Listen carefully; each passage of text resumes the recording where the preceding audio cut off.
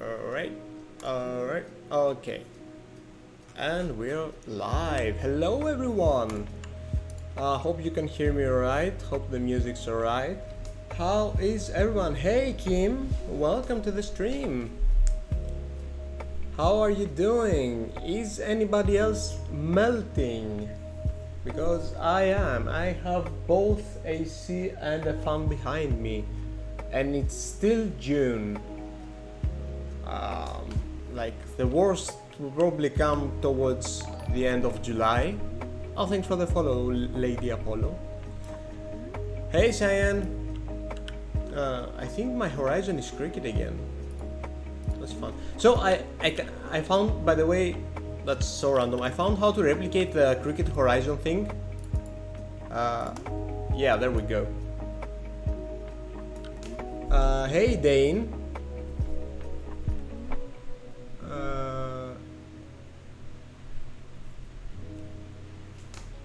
Yeah, aircon is a must. Okay, so I'm gonna be working in hard mode. This is Unity Nightmare mode. You can actually do that if you use this here, and while it's moving, if you're fast enough and you like use the right click to rotate the camera, but like in a, there we go. Hold up. Wait, I need to change like the. Really? I did it before. Come on. Oh, it's I'm on isometric. Okay, yeah. Now it's a bit crooked. So yeah. Yeah, this is great.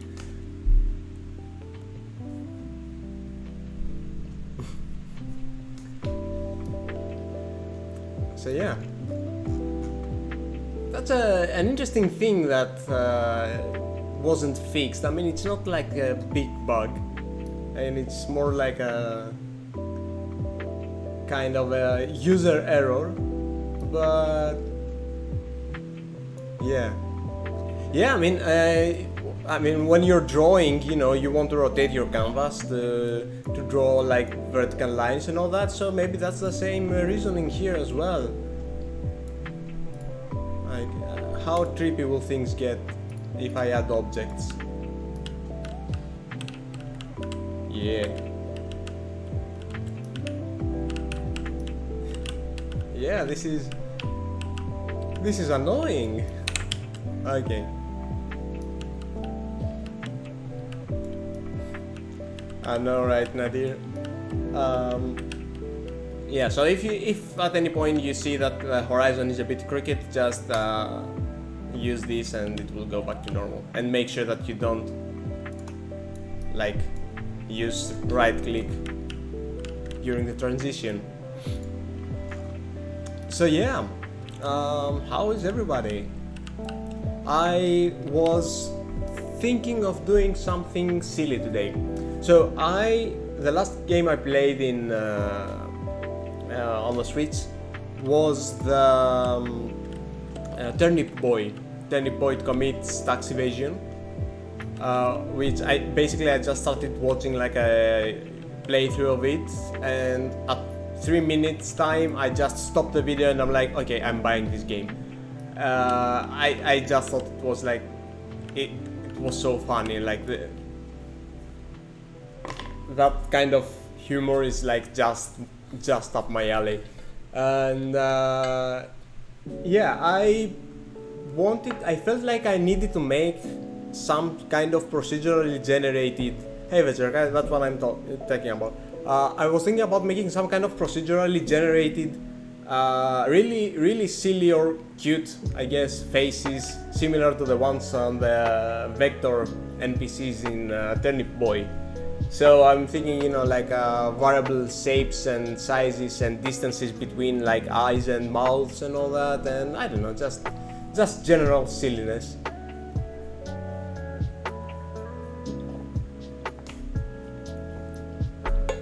So yeah, ideally I could, like, one of my bucket list games is also like a really short and really stupid, like a really absurd and like weird game like Turnip Boy, but like obviously with even smaller scope than that.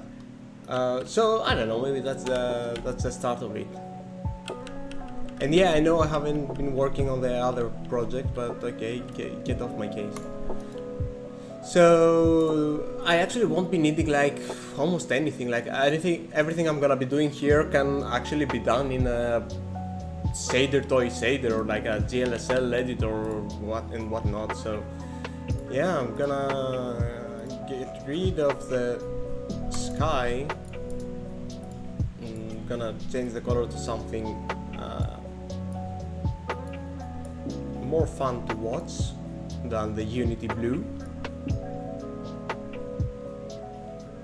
I've seen some videos from like the first version of Unity ever, and it was still using this blue.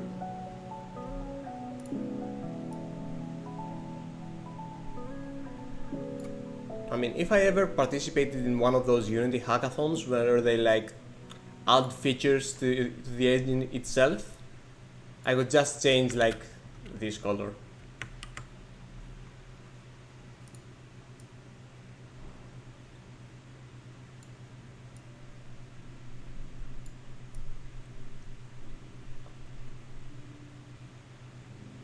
Sure, I'll keep this color, or maybe,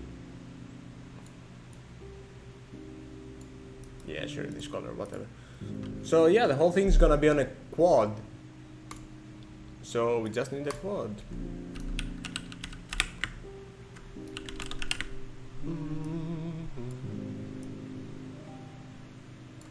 Awesome. Alright, so yeah, I don't have anything ready, and I will probably do a lot of googling. Probably I should already open like Inigo Quillet's blog, which has like all the SDFs and all that, and also you will probably just correct me on a bunch of things I'm doing, but whatever. So just gonna call it face shader, I guess.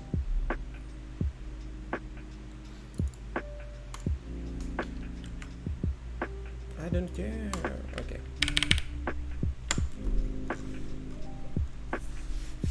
Okay. Let's see. No texture. I don't want any textures. I don't want any fog. So don't need that, do not need that, definitely that shouldn't be like this, so I don't need this. Don't need this, don't need that.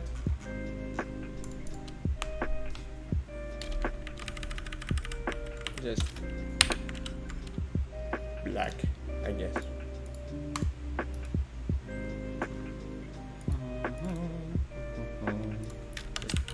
Face.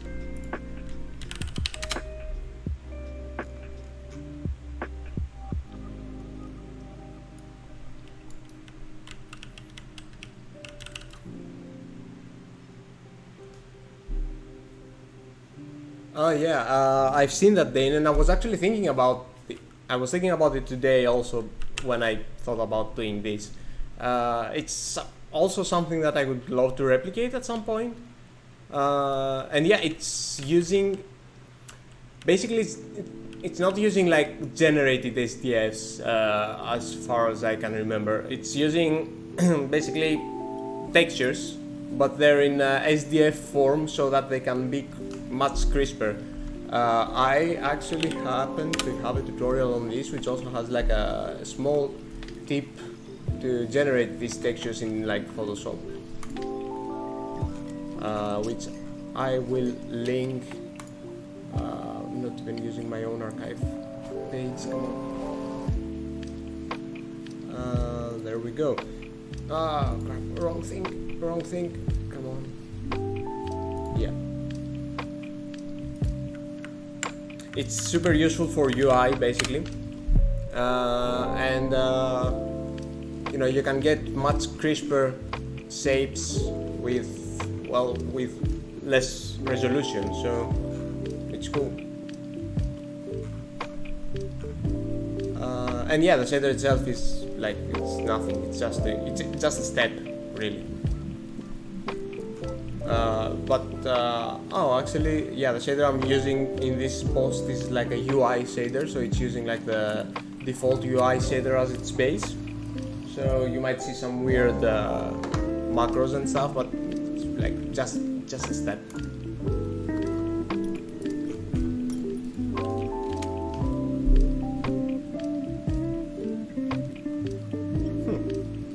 Maybe you bookmarked it in your sleep or something, I don't know.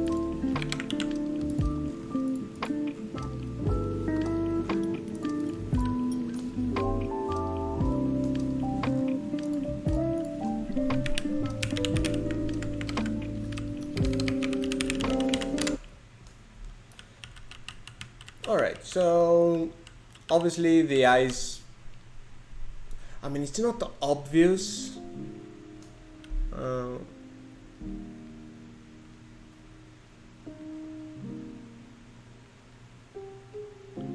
Evolutive system.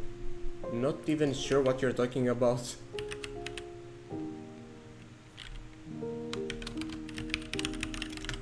But I was thinking that it could be like a, I don't know, like a random generation kind of thing, but like, you know, just randomly altering the properties of the shader, like nothing too crazy.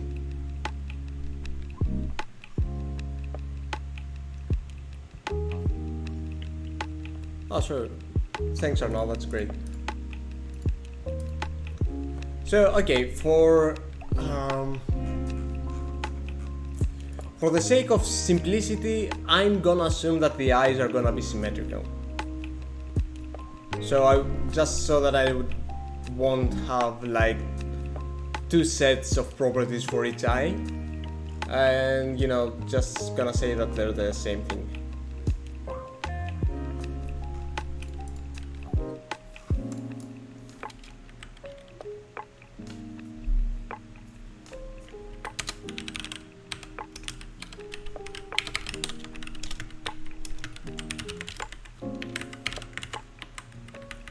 So just in order to actually make it symmetrical, I'm gonna do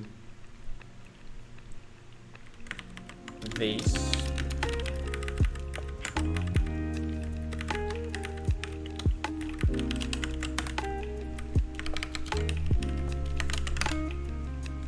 So yeah.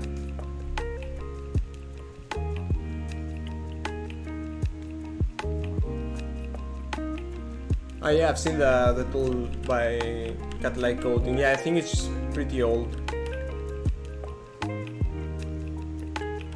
but I haven't used it.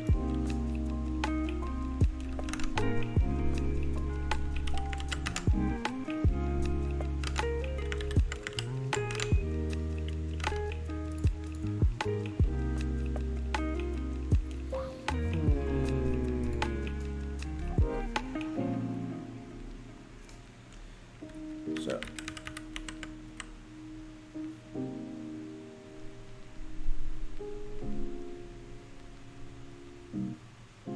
actually I don't want it to be symmetrical in the y-axis, just on the x, so it's gonna be like flow to this and this.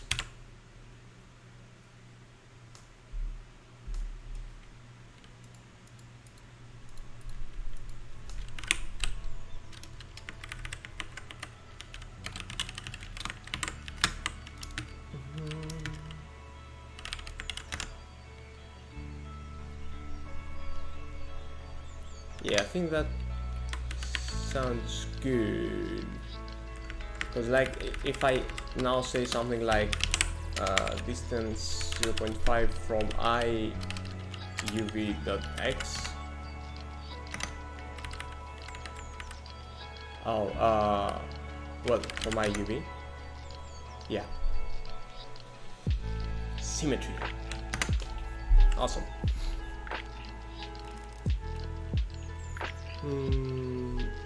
Splitting an SDF that I'm generating a render texture. What are you using, Lady Apollo? Is it like URP or like built-in?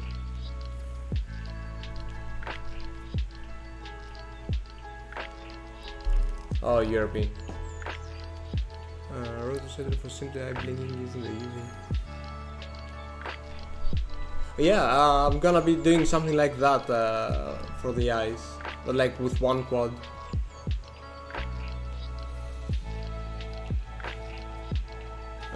So yeah, about that in Europe, I have no idea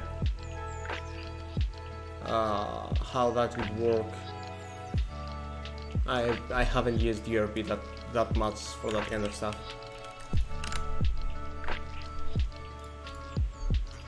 So just to make my life easier, I mean, at the end it's all gonna be like cut out.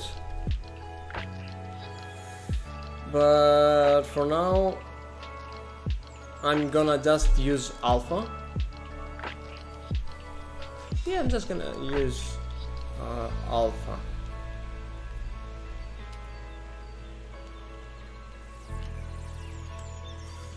Thinking.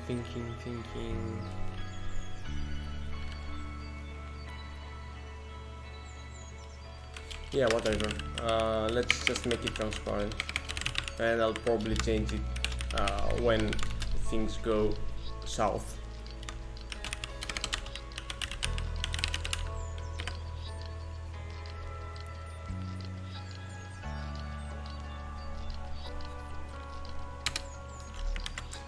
Oh, that sounds cool, Dane. Yeah, ideally I would want it to be like versatile enough for something like that.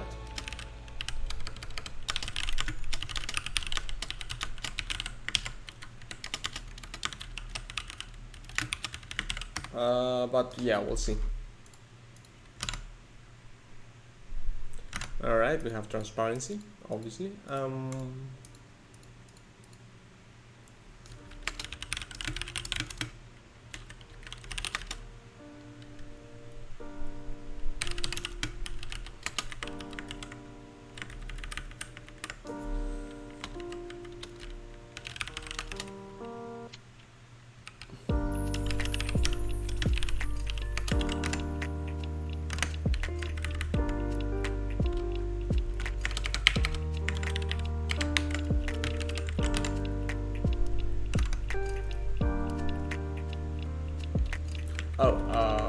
Yeah.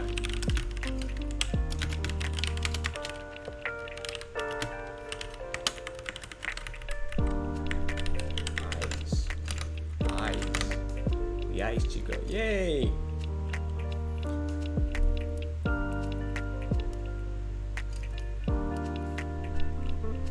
Oh, hey, Alexei. Welcome to the stream. So great to see you here.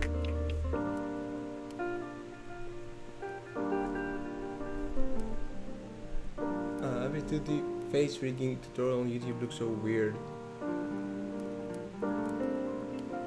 Yeah, well, I'm definitely not trying to make anything like canny, so it's just gonna be like really silly.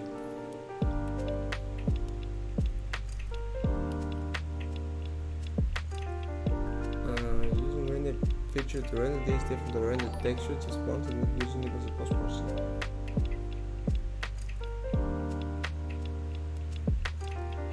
Yeah. Oh, thanks for the follow, Desoxy. Yeah, Lady Apollo. Yeah. Well, textures won't be able to support negative values because they just get. I mean, depending on the format.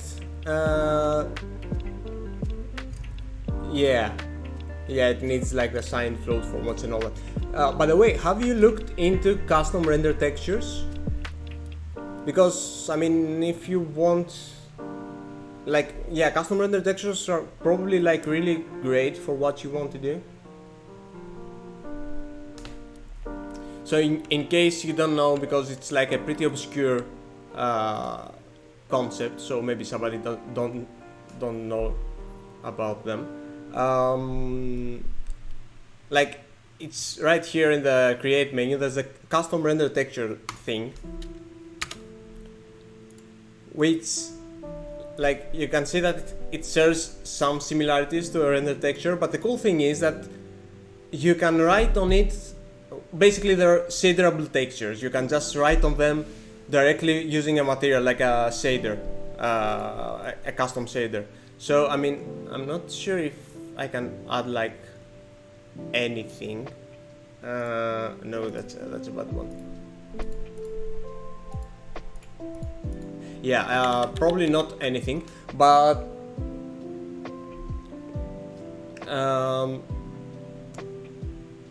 But you can actually find there's like a somewhat specific format of shaders for them, which work in URP, and they actually work in HDRP as well, because they're not rendering on the on the scene and on the play view. They're rendering for Unity, so they actually work in HDRP in any pipeline. Let me find. Let me see. Yeah, that's the one. So this also has some examples about like the shader format, and then you can easily like modify it. And yeah, you basically just write to a render texture without any of the hassle of like other render targets and cameras and anything else. You just like write a shader, put it on a material, put it on there, and then you get like the output on a texture, and that's pretty cool.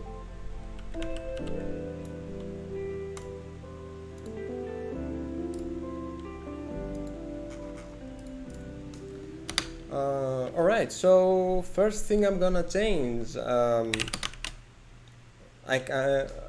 I'll probably have like variable distance between the eyes. Yeah, Lady Apollo, honestly it sounds like it's gonna be exactly what you need, because you can have like render textures without any of the setup, so why not? Hey Mitch, welcome. How's it going?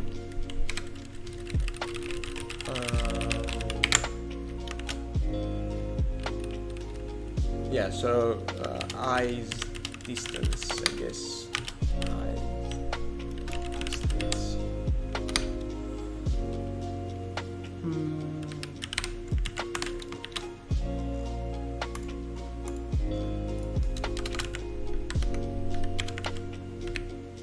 I just put it there.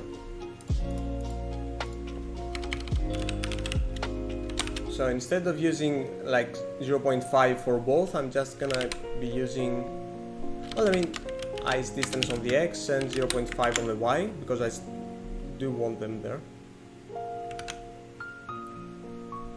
Oh, that's cool, Mitch. Like, were you interviewing or were you like the interviewee?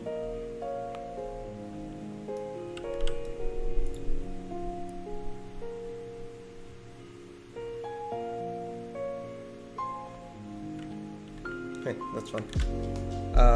Oh, that's cool. How did it go? Oh, and yeah, the shader is actually, yeah, it will work in URP because it's like a vertex fragment, a simple vertex fragment shader, so it will actually work in URP as well. Yeah. Oh, it won't SRP buds. Good to know.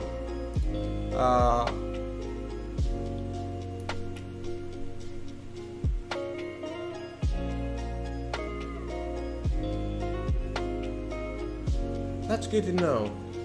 Wonder what I could do to make it bots with the SRP botzer. I think it's doing something like GPU instancing by default. So like I should add like all the properties in a C buffer block, something like that. But I don't know if that would suffice to make it work with the SRP botzer.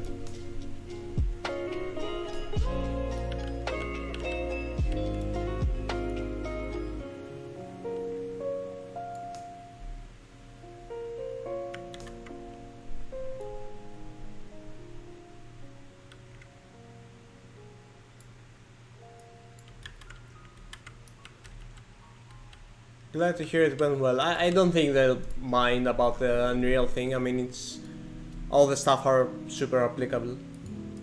Best of luck, Mitch. Let us know what happens.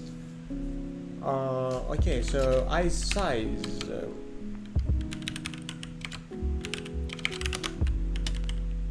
Eye size.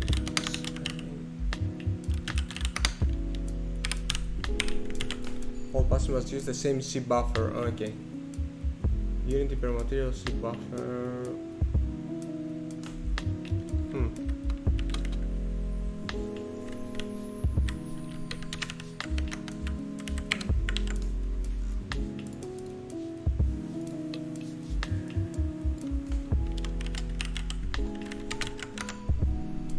Good.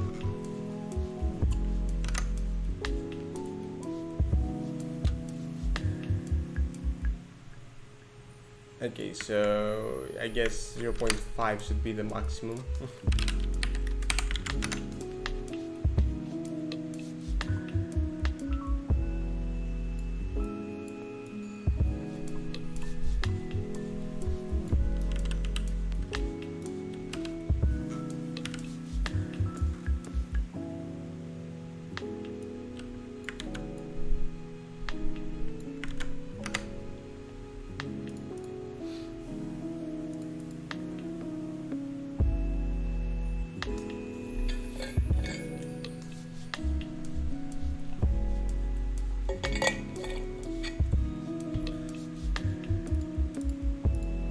Hey Erin.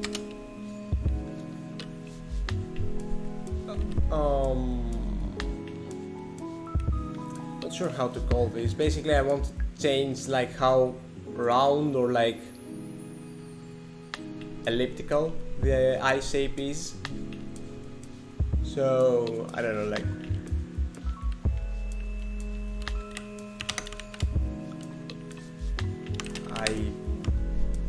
I'm gonna call it eye shape for now.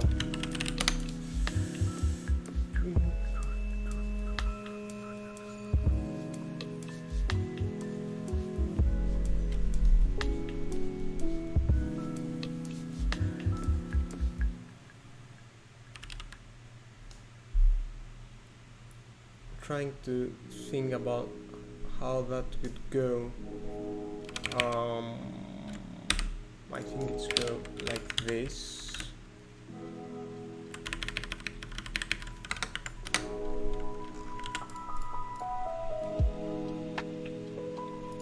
And basically I want this I UV y minus equals 0.5.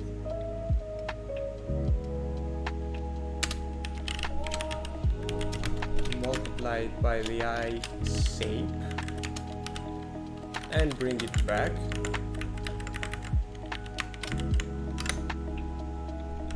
Awesome.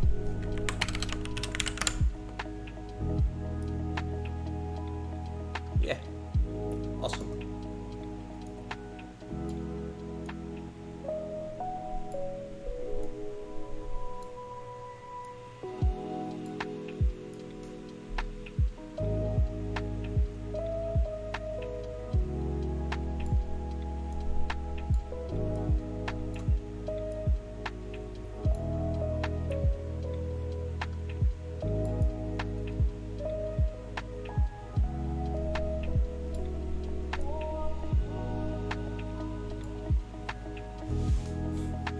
Yeah, I should probably also add like an iris and stuff.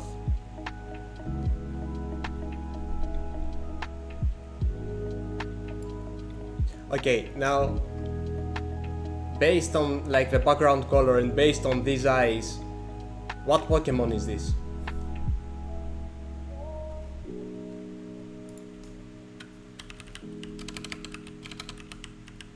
Yeah, it's a Ditto. It wasn't even intentional.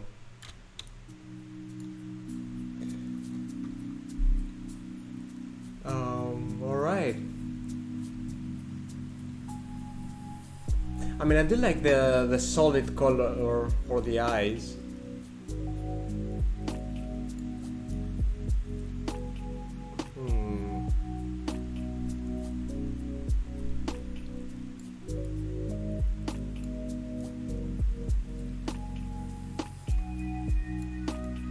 But I should at least like add some kind of border, maybe.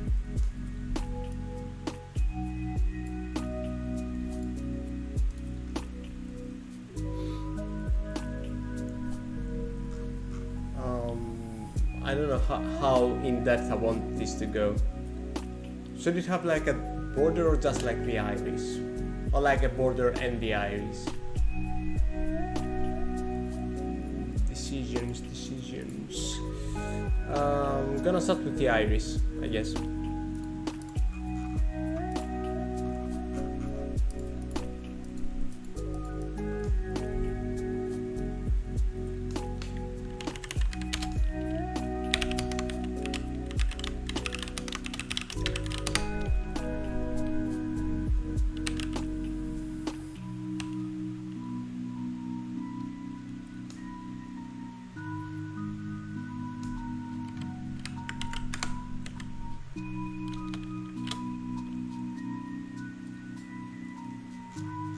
Yeah.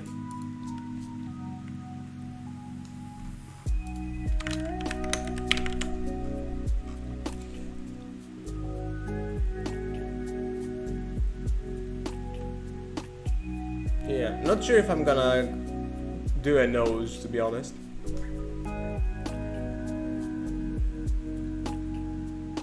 Yeah, I think just the iris will work. And I mean, it can also double as a like a specular reflection on the eye if I keep it.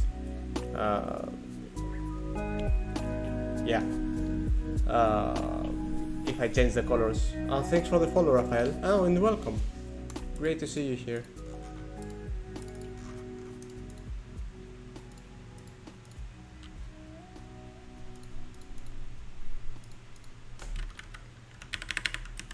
Okay, so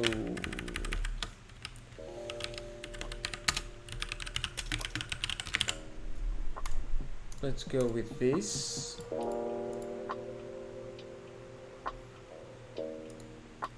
Hey, Rafael.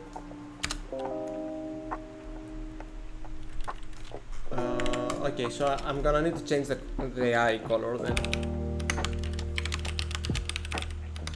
Eye color. It's gonna be black by default, and iris color.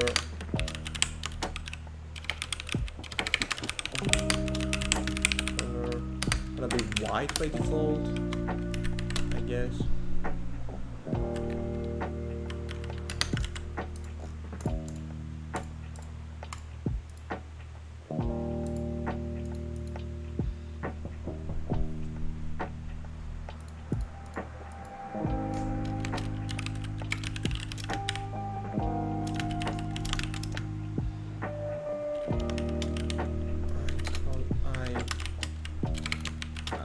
Color.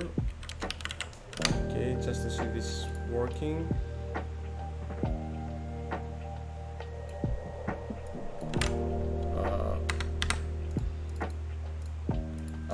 It's gonna.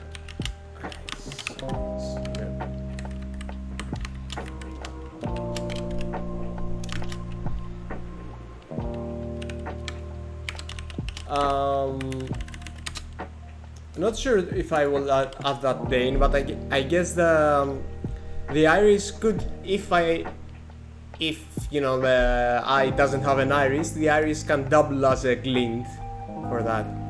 Or I mean, yeah, I could maybe make it separate or something. I don't know.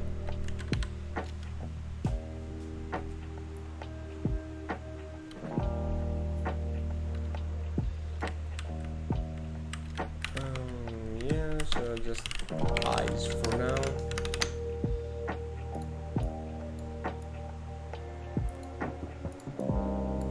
All right.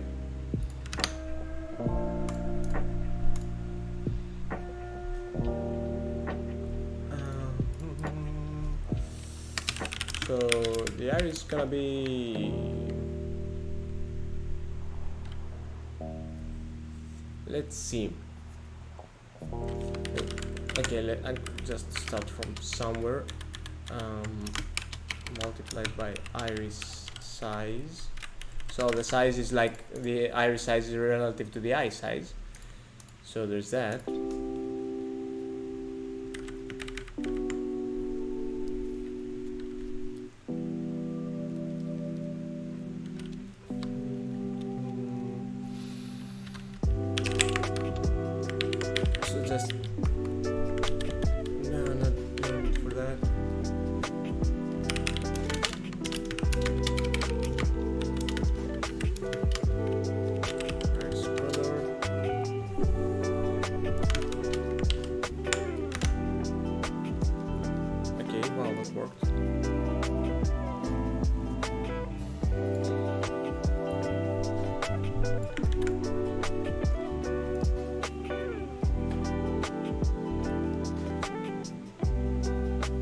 is the chat welcoming me to the chat room?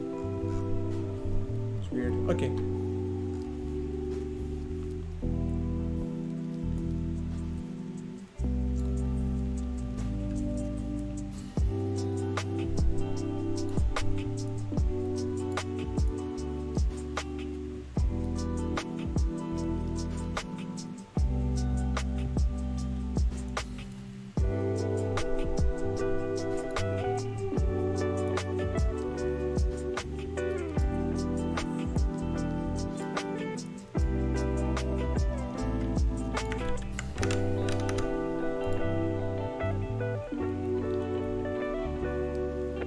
So now to actually move the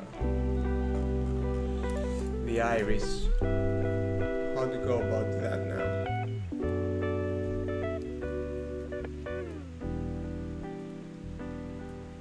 I mean, it has to be like 2 values. So yeah.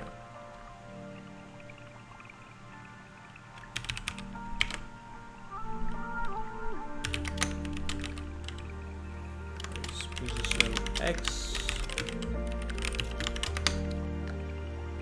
Oh, range.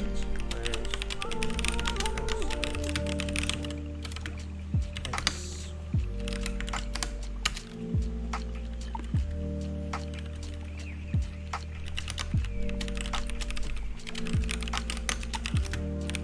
Position Y.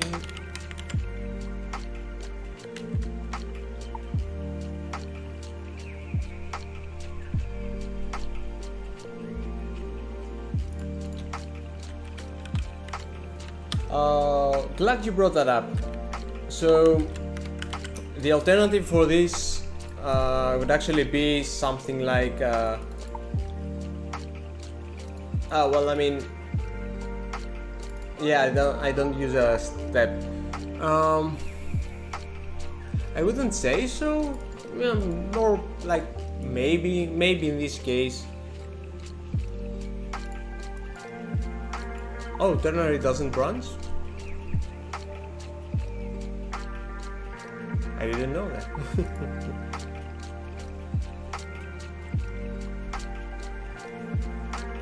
Good to know.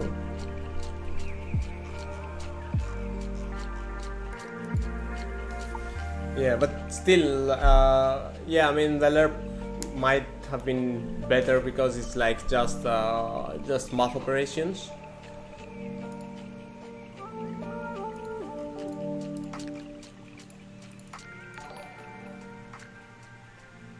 Oh my god, thanks for the sub, Tatooine.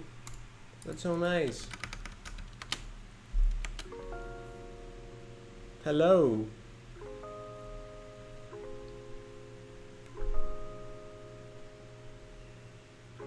Yeah, I'm curious too. What does it turn into? Wait, I'll have to Google it.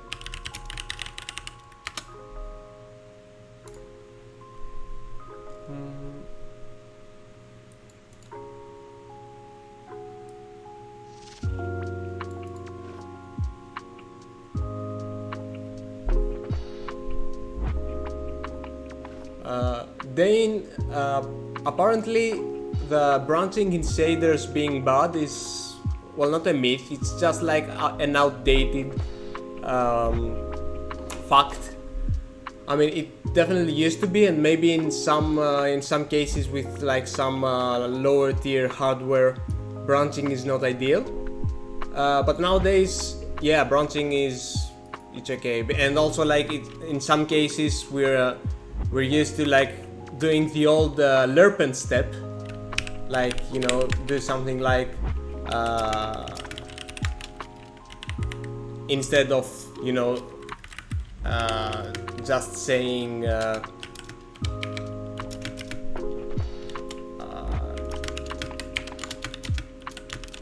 something like that,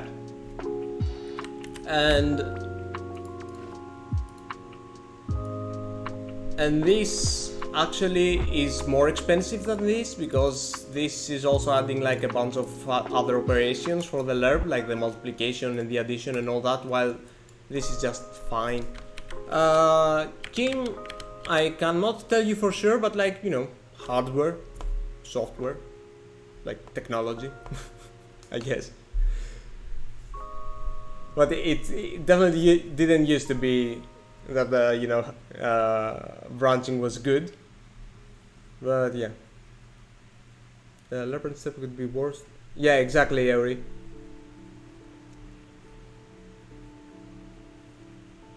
Oh, I didn't know about Mali offline compiler. I mean, I have tried using like Pix and RenderDoc and all that, but I'm bad at profiling, so I need to get into that more. And thanks, Selfie Sounder. If you're interested, the theme is called Synthwave X Fluoromachine. So, and you can like get it in for the VS Code and see how to install it. It has some instructions here. So yeah.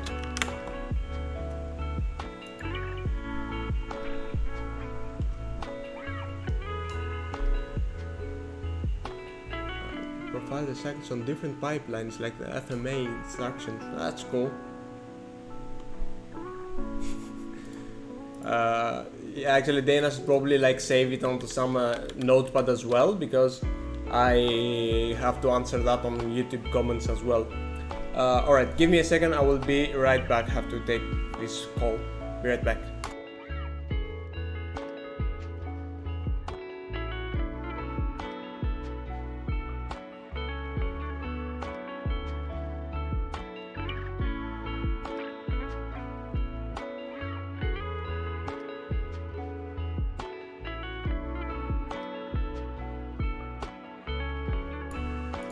Okay, I'm back.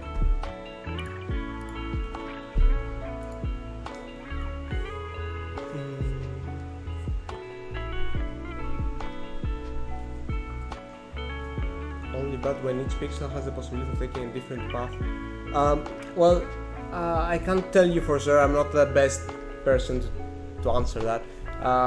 But I do know that, like, maybe branching with switch, for example, switch case, not switch the console, but maybe switch the console as well, I don't know. But like, yeah, switch branching isn't good apparently on some hardware. But again, I'm not the best person to answer that.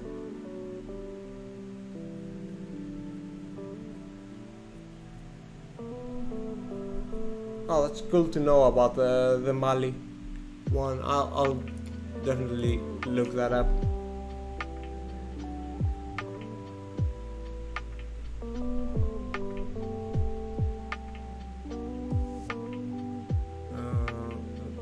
A long path and a short path. Oh, that's cool.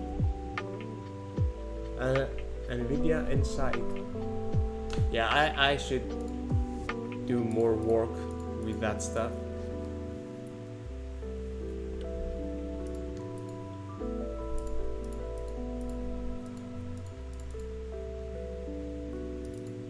Where do I add the eye distance? Yeah, here, okay.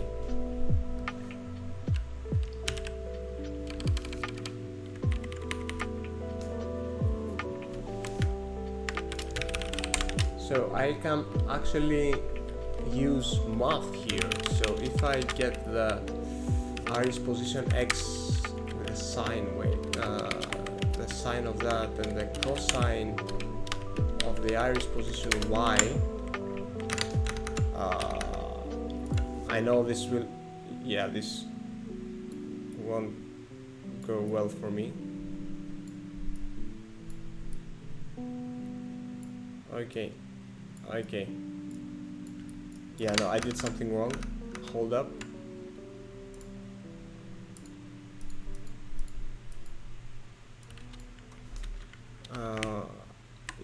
Is it this one? First off. Yeah, okay.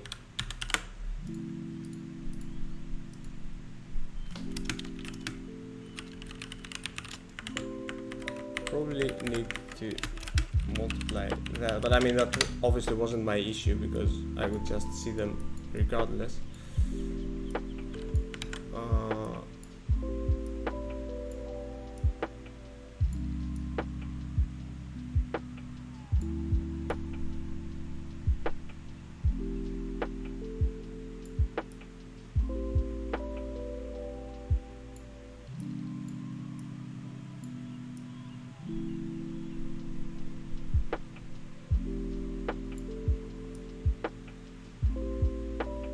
Not exactly what I wanted.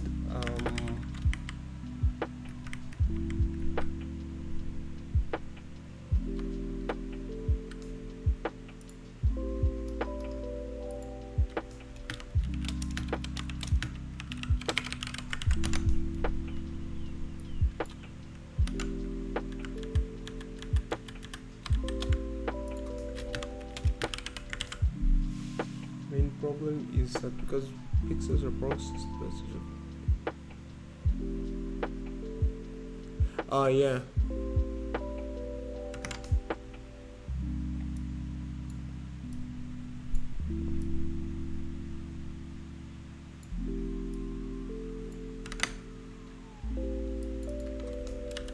Did I do it wrong?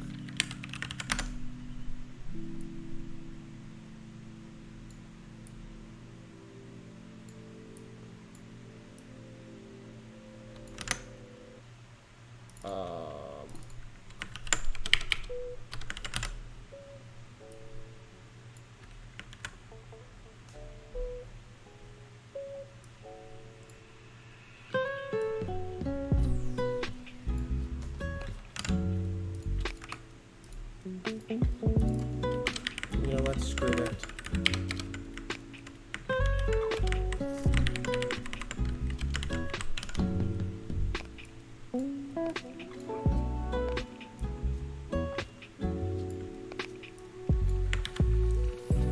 I guess this position shouldn't be symmetric though, because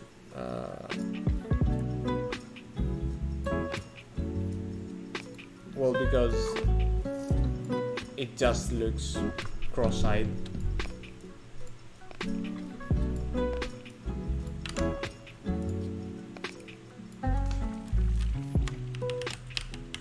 Size.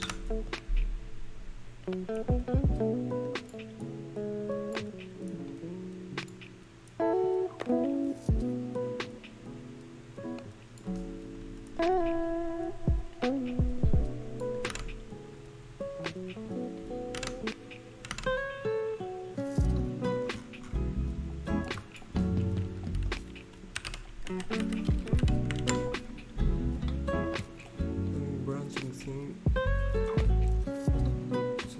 Never short circuit and evaluation because they are vector operations. Process of the expression are always evaluated. Oh, so that's why it doesn't do branching, because it just calculates the whole thing. Yeah, that makes sense.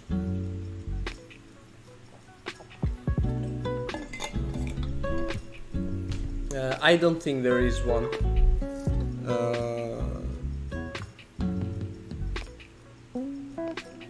Like explicitly one, but yeah, I would assume that the comparison ones do work like that.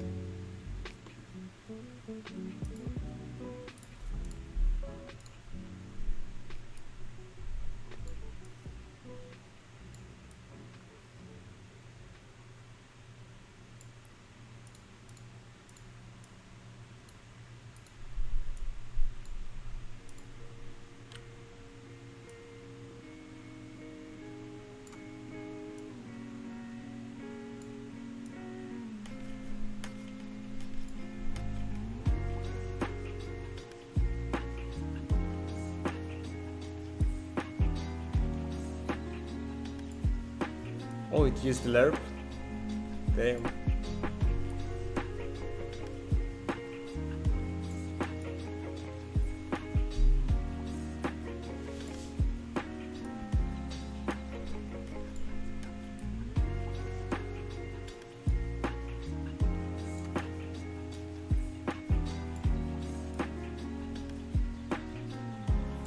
I should probably also have like individual control for the shape of the iris.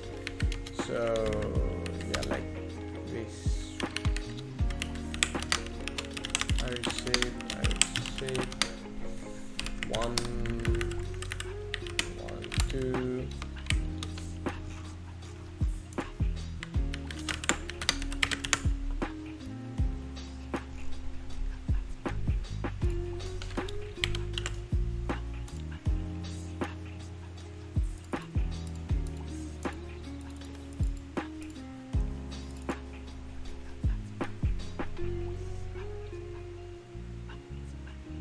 There it is. There it is. Okay.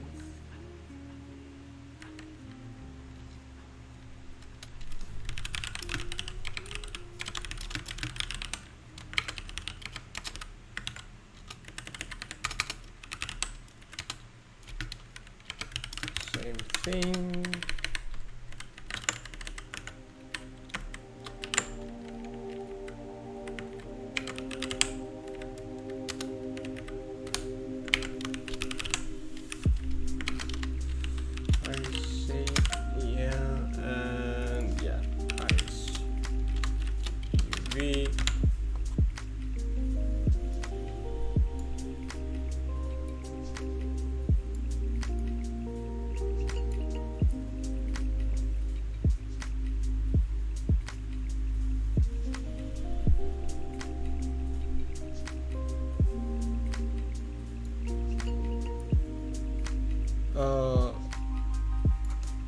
Well, yeah, the keywords do create variants, but that's not bad.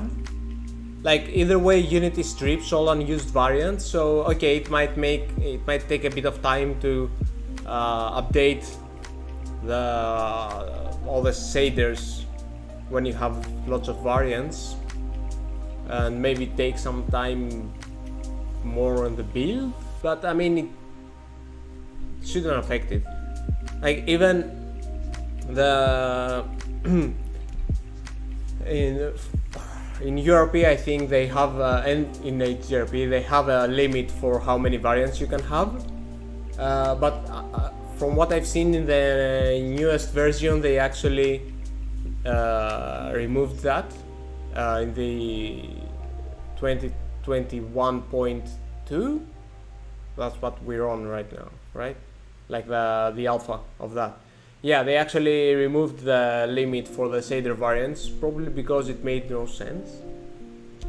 So yeah, hey Lady Apollo, not much. I mean, we're just talking about like branching in shaders still, and I made the iris, though it's a bit too symmetrical right now.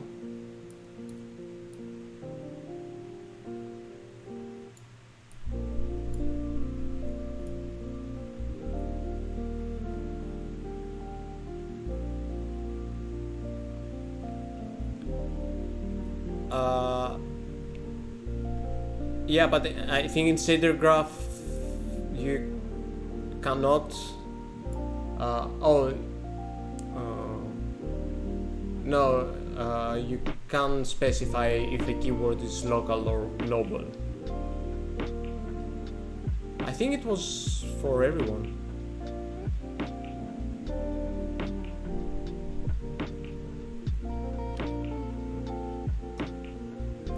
Oh, okay. Well, have a great rest of the day. Hope you get to catch the next stream as well.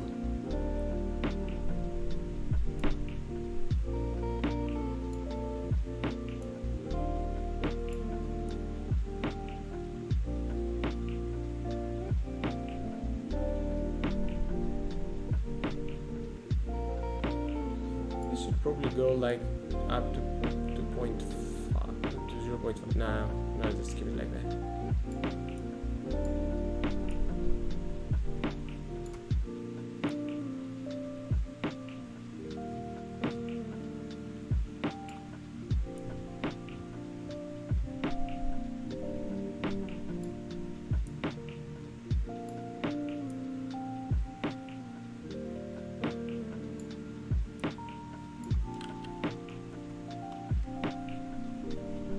Yeah, the iris, it's always mirrored, but I was about to fix that.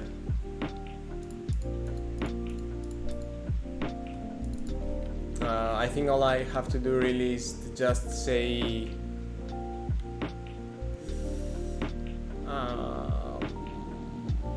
okay, I'm gonna have to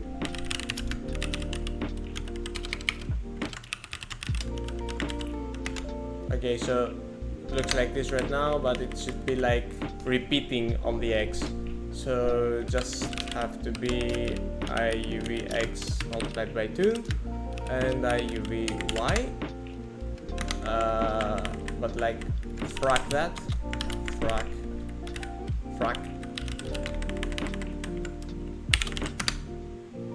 yeah, frac that. There you go.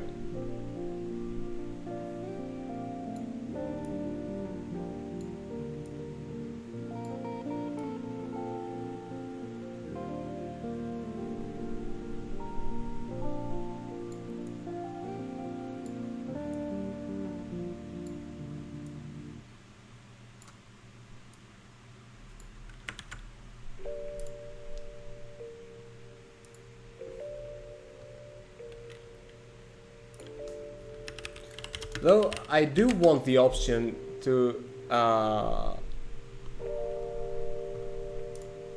like make it cross-eyed too, so I'm just gonna add like a little slider here.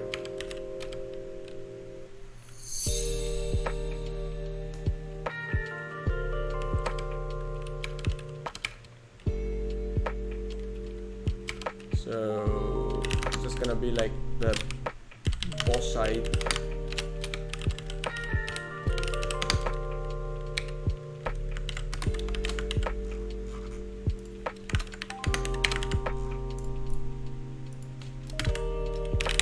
Which basically will lerp between this and this.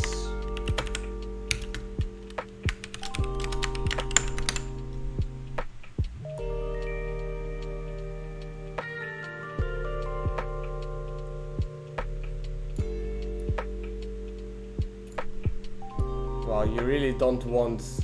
That should be a bool. That should be a boolean. You really don't want to be like in between.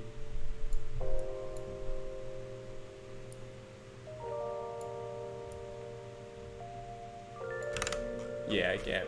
I'm gonna make it a toggle.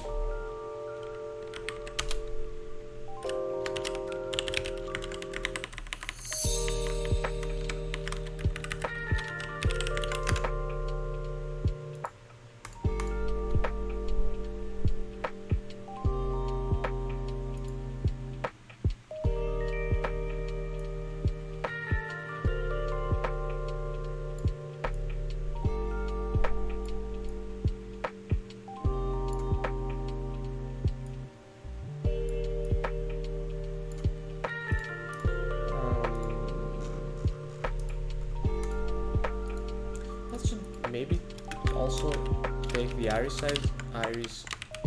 size into account.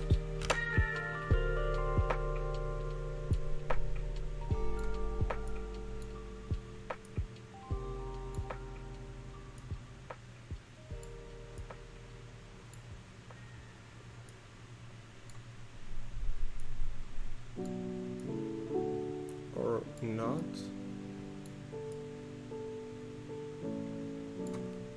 The keywords will not longer use obfuscated GUID based. Thank you! I did not see that. Oh wait, where is that?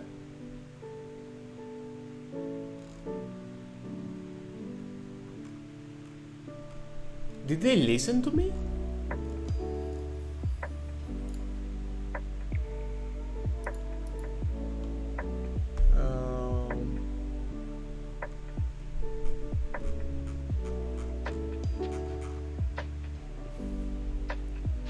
Wait, I need to like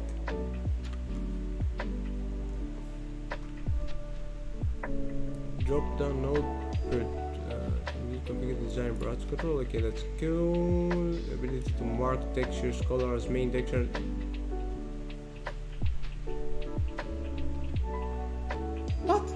What? Thanks for the follow, Jedl. Okay. I'm sorry, I'm confused.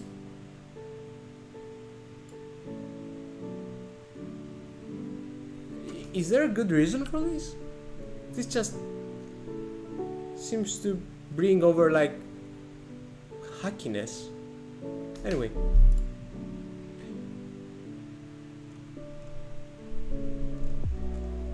Oh, that's on the 11. Oh, okay. Oh my god.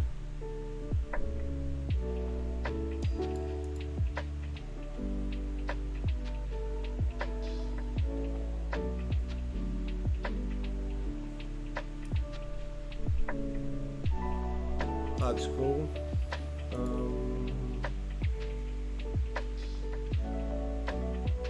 Wait, where is the GUID thing one?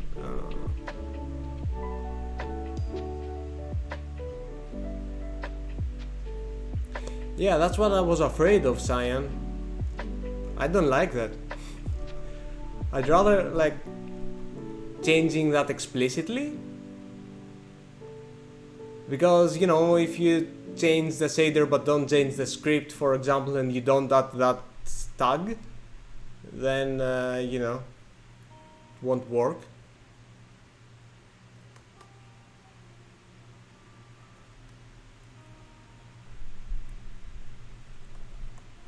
The sprite component, but the color on the sprite renderer,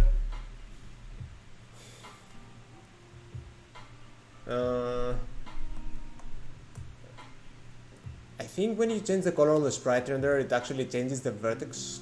Is it the vertex color?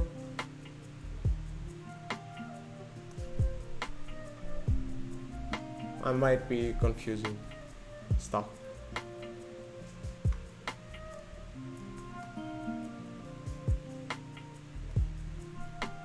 Wait, I'm still looking for the GUID thingy.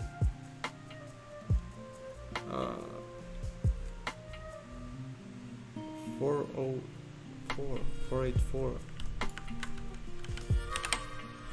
Oh yeah, that one.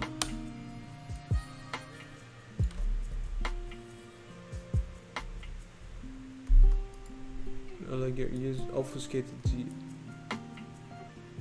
reference. That's cool.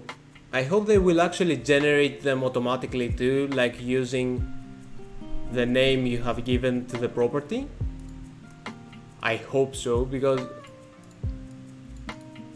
I hope they don't make it worse.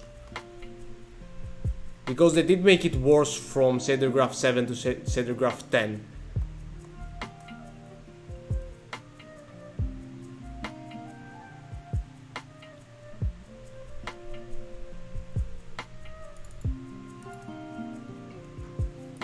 Yeah, and again, the thing is, like in shader graph 7, when they generated the reference names, they added like 4 numbers and like 4 symbols and like the vector, whatever.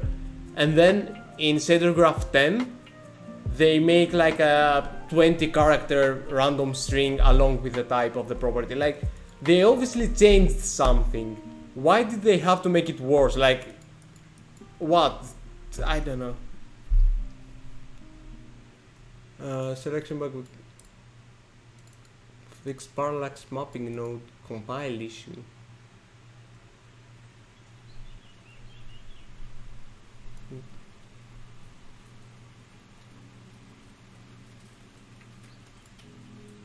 Okay.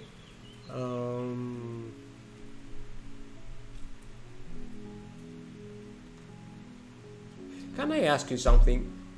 When you're working with shader graph, are you using the main preview window? And is it always updated properly when you're making a shader in shader graph? I'm genuinely asking. And I'm asking calmly right now. Because I have never seen it work properly. It just never updates. Like or it's useless because, you know,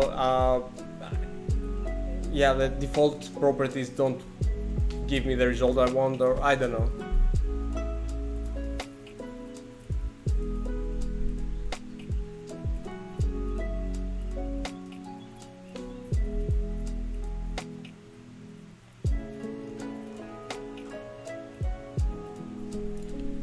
Just gonna search for something here.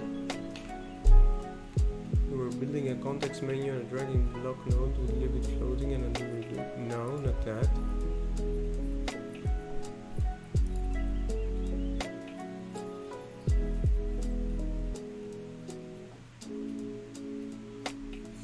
That's not exactly what I want. I haven't used shader graph in the later versions, and so please tell me, do shader graphs still use the same undo stack as the scene view? Just tell me that, and I won't comment further. Yeah, okay. Yep, okay. No further comments. Going back to my googly eyes.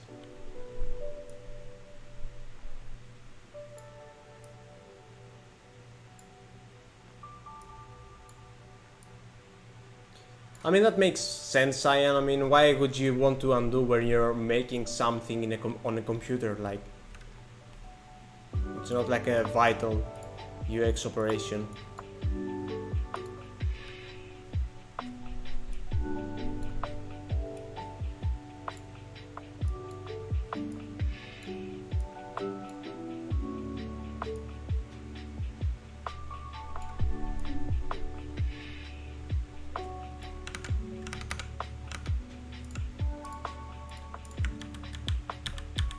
See, now I'm undoing, but you know, it's not like something that you would always want to do.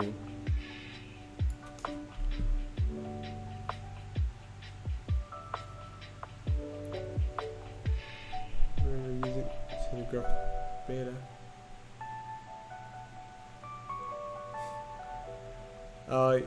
Yeah, it's when you have larger graphs, at least in Graph 7, yeah, undoing could take like 10 seconds.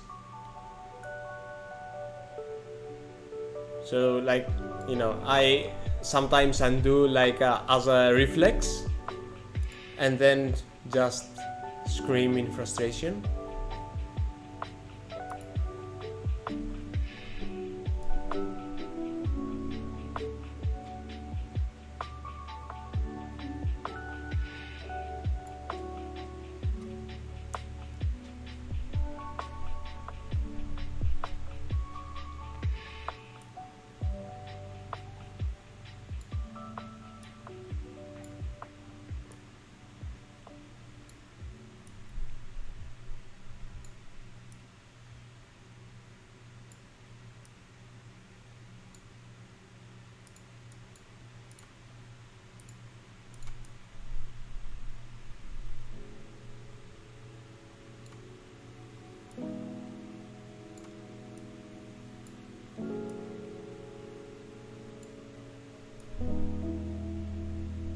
Oh wow, that's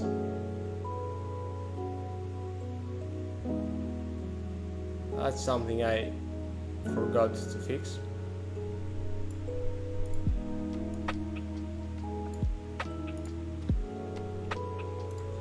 Yeah, so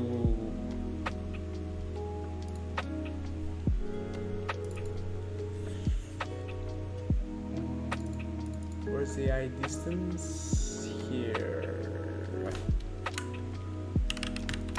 So if it's like that, nope, that's worse.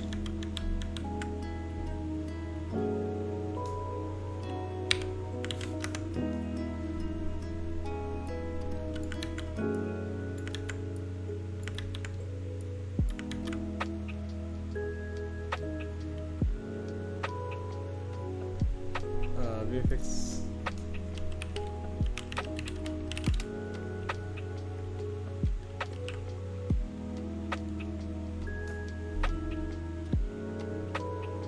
VFX changes for 2021. Yeah, I saw some pretty exciting stuff for like the 2021.2, but I never see anything coming back to like built-in pipeline, so I just get disappointed.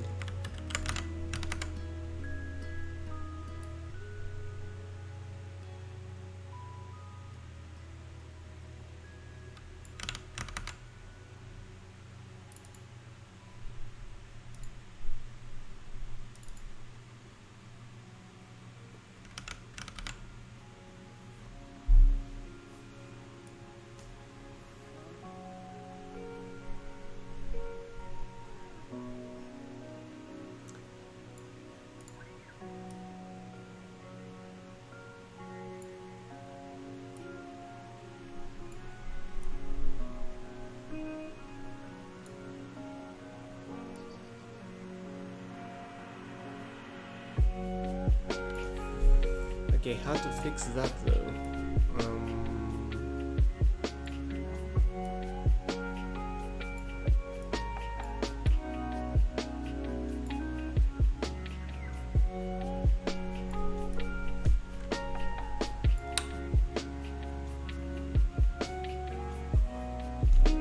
We've got some older graphs lately.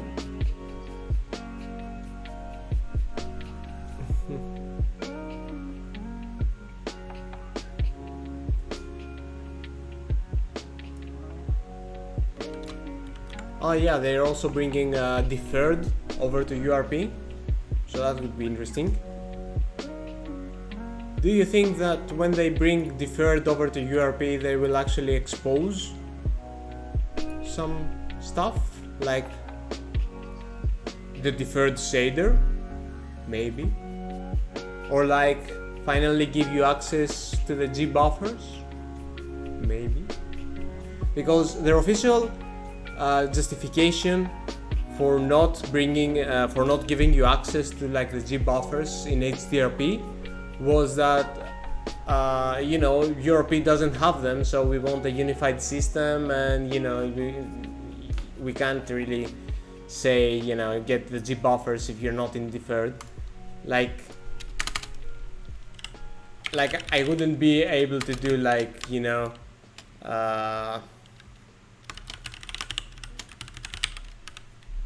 this, for example,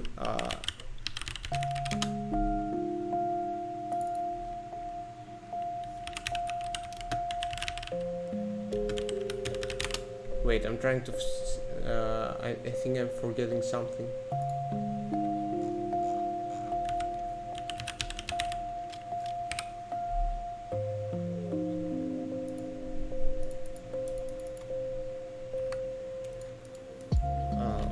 I think it's something else, but yeah, still whatever. Like in 100 shaders you could still, like, you know, try and get the G buffers, and if you're not in Deferred, then I guess it just doesn't work because you're not in Deferred, so you know where to get the G buffers. But you could still have them in Deferred, and since HDRP is like Deferred only, why not just give you the access to the fucking G buffers? Anyway.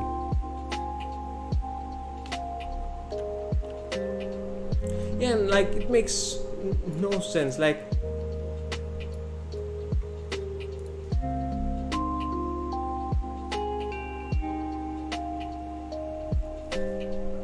do you know how to get, I think I've ranted before about that on a stream and on Discord, but do you know how hard it is to get just like the albedo color, like the G buffer color in HDRP? Like the thing that you do here, right? I know I'm not in Deferred. Am I not in Deferred? Oh, it's because I'm into this, so yeah. So like, just, you know, seeing the albedo, the Deferred albedo in HDRP, and like getting it. Do you know how hard that is? Like, even if you did not have access to G buffers, and even if you were in like just forward rendering, you could still do that with replacement shaders back in built-in. But you know what? HDRP doesn't also work with replacement shaders, but it does have like the rendering pass. So you can say that, you know, every object can be rendered with this specific material, but you cannot pass properties from the original material to the new one like you can with replacement shaders. So, you know, it's pretty useless. I mean, if you don't want to like export the like output their world space normals, for example, or like their position, then, you know, you can't do anything.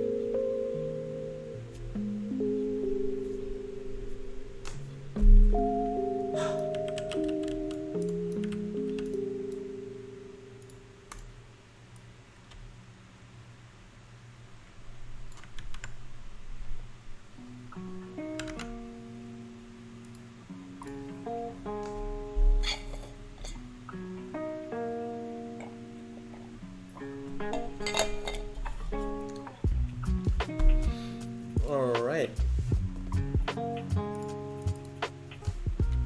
So if I did that, that fixes it for the left, but obviously makes it suck for the right one. So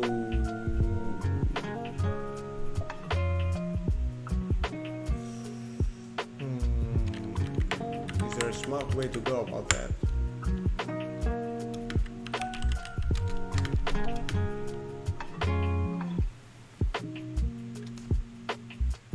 Oh, deferred rendering is like, it's pretty simple and pretty awesome when you figure out what it's doing, and it's like, you know, really smart, and you can do a lot of interesting things. I actually let me see, you know what,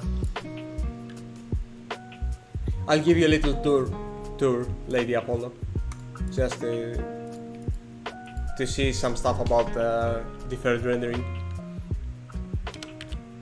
while the other project is loading. Let me see, both side. If it is both side, then I won't.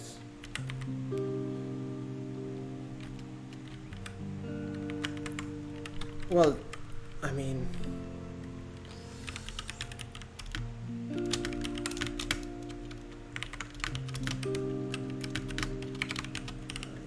distance or eyes distance.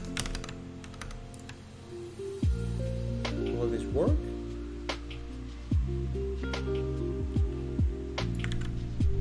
Oh, it's the other way around.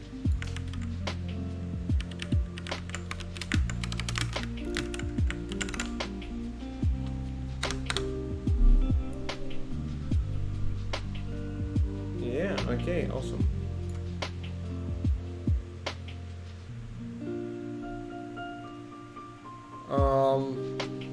Well, yeah, the project loading times,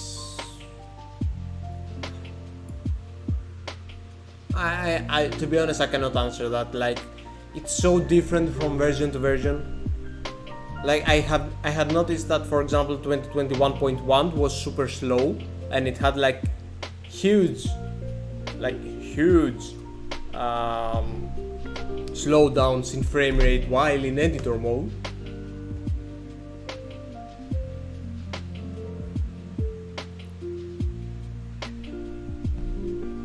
So yeah.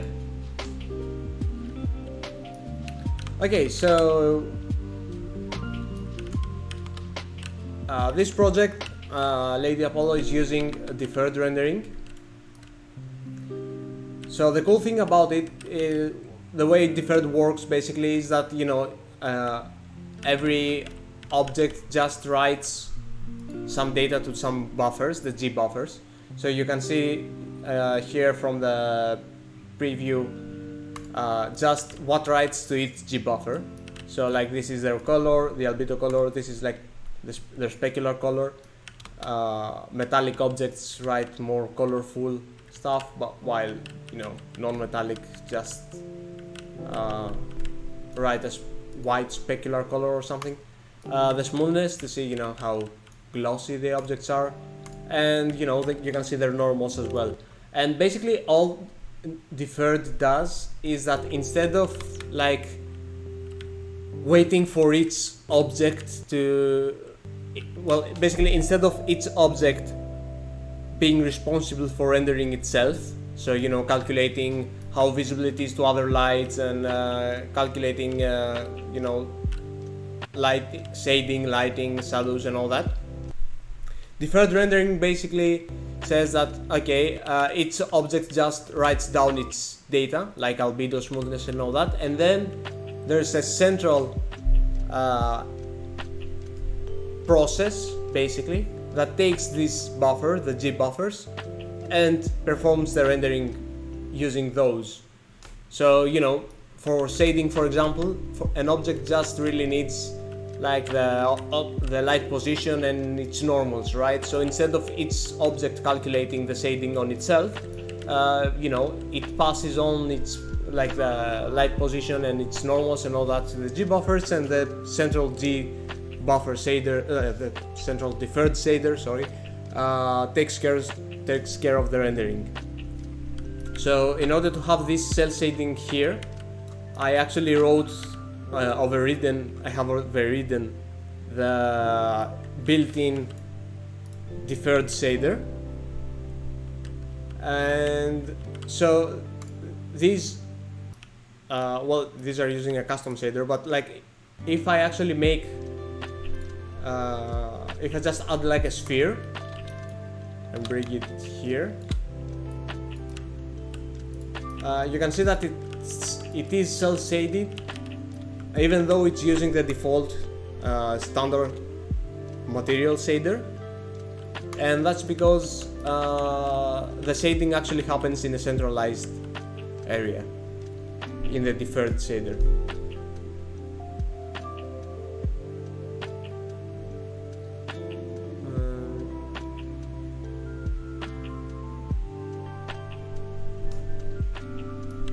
So yeah, that's the thing with Deferred shaders. I wanna see where this was left. At some point I will update. Whoa, oh yeah, I remember. These are savage now. Okay, yo. Yeah, at some point I will update their VFX as well, and the guy's VFX too, the acolytes. Yikes.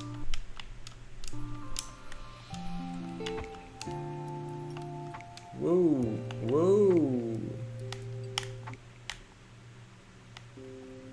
They have gotten so good. Yes, exactly. So, just to give you a glimpse of the shader of the items themselves, they are using like I call it CS standard vertex fragment shader.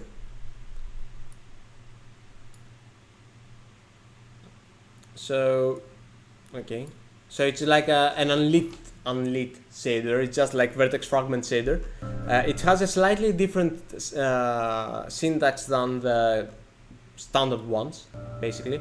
But really, all. Wait, why am I using that? Oh, for the normals, right? And you can see that basically this shader, instead of returning like one color, because it's not responsible for its shading, right? Like the normal vertex fragment shaders are, it instead writes outputs to each individual G buffer. So G buffer 0 is responsible for the albedo, and then you have like this is for normals, this is for like specular and smoothness. Hey Resin. Yes, exactly. It outputs it outputs the values to the G buffers, but it doesn't do any calculations on them. And then if you go like in a Unity in the project settings, it's going well, Resin. I just got a bit sidetracked and discussing Deferred once again. So yeah, if you go in the graphics part of the project settings, you can see that here it has like built-in shaders settings. So I have set that to be custom shader, but if I go back to like built-in, everything will look, well, kinda ugly, but they will still look like with a, like they are with a standard shader. So my deferred cell shader basically it's based obviously on the built-in one. You can find them in the with the built-in shaders zip files you can get from the Unity archive. And yeah, you can read the G buffers, and this is where the actual calculations happen. So I don't do the BRDF physically based shading like it does here. I'm just doing like my own stuff, like rounding the n.l to get a rim lighting. What about the transparent effects? Well, do you know what deferred rendering cannot really do? Yeah, exactly. Transparent stuff aren't rendered in deferred. They are rendered in forward, and then just like kind of blended together. Which is why, if I am fast enough, let me see. Awesome. Okay, so now I have some transparent effects. But if I go here to the albedo or like specular normals, whatever, they do not exist here because they are in forward.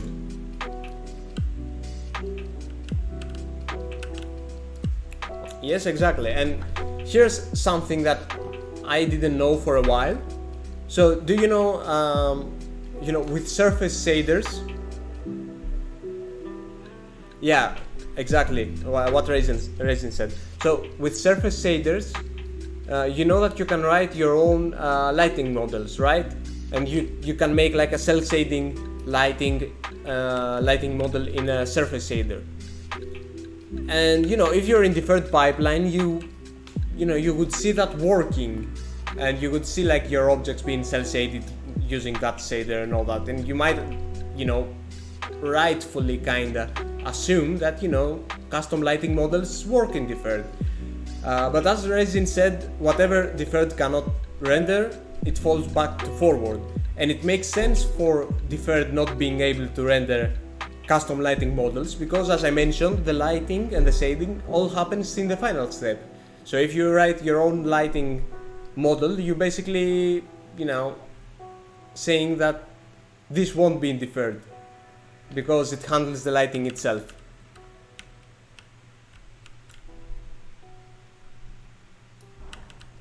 Yes, I would say automatically. Basically, I think all engines do that. Basically, when they cannot render something in deferred, it just falls back to forward. And that's why, that's how transparency works everywhere, because it's not like just a Unity thing. Deferred cannot handle transparency because of the way it works with the G buffers.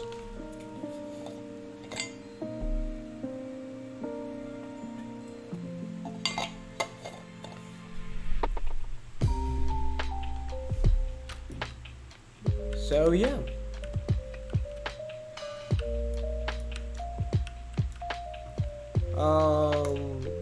Back to my eyes. So Raisin, since you weren't here, I actually wanted to make like some sort of face generator, just like in Shader, to make some silly characters inspired by Turnip Boy.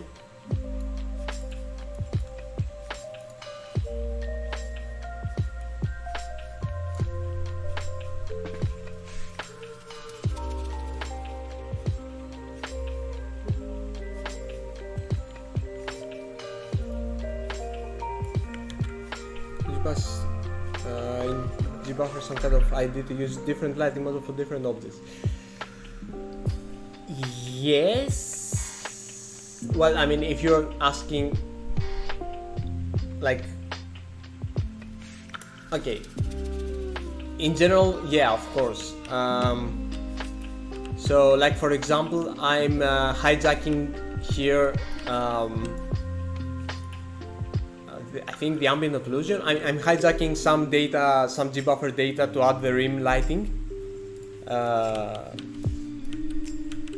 and yeah, the same way you could just use some sort of other data to say that okay, this basically almost like branching kinda in the deferred shader. You can say that if the material ID is like this, render it that way and all that stuff.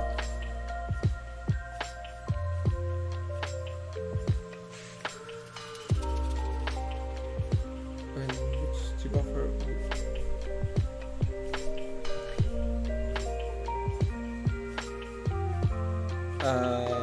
So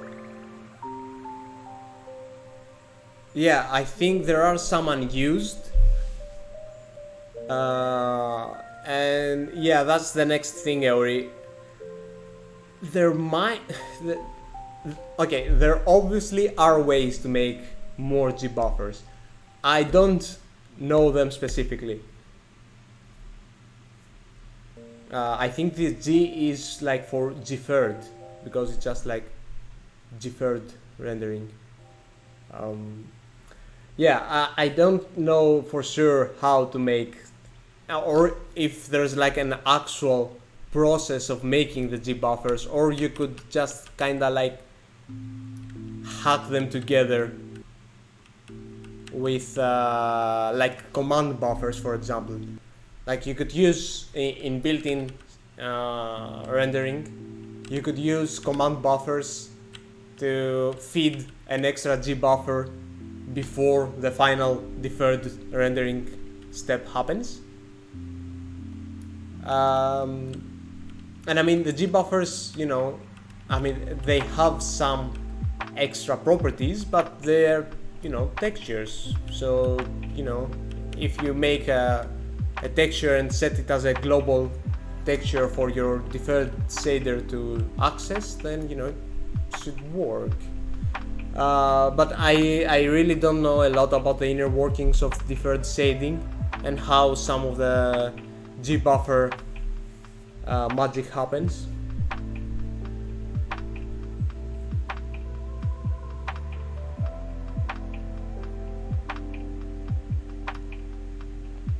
And yeah, obviously, an extra G-buffer would mean one extra texture read per frame, and G-buffers cover your whole screen, right? Like that's the point. So it's not a small texture. HRP.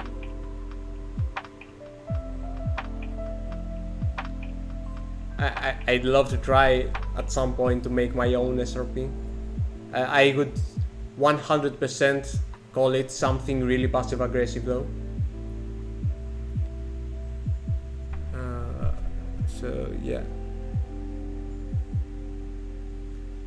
Well, yeah, exactly. It depends. In general, deferred shading is slower than forward, which is why mobile devices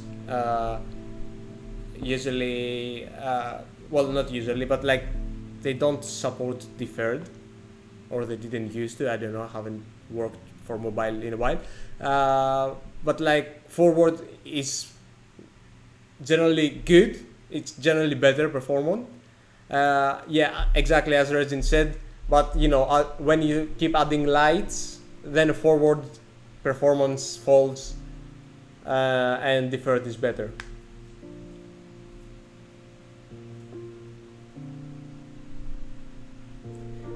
Because exactly one main computational issue with forward is that every object gets another pass for every light that affects it. But in deferred you don't care about that, because you don't care for each object individually. You just say that okay, I have these lights there and there, and then you just do like the calculation once. Obviously that's the case for non-shadow casting lights.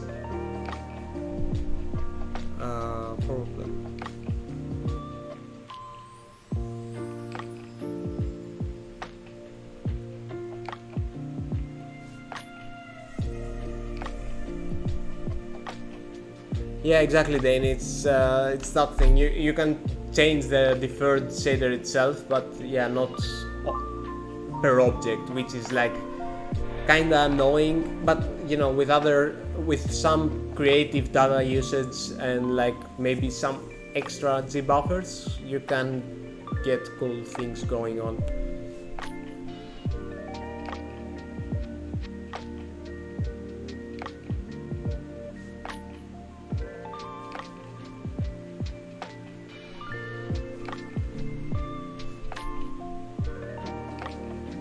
Well, yeah, forward plus sounds good.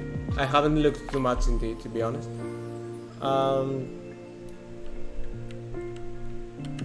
It would be pretty, you know, cash money of them to bring it to built in as well, but you know.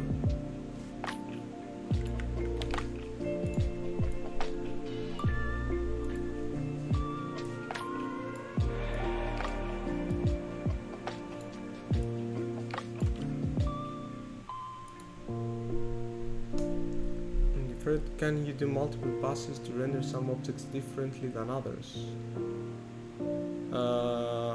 Foreground characters having outlines while the background does not. Yeah, those are that kind of stuff. You're a bit restricted.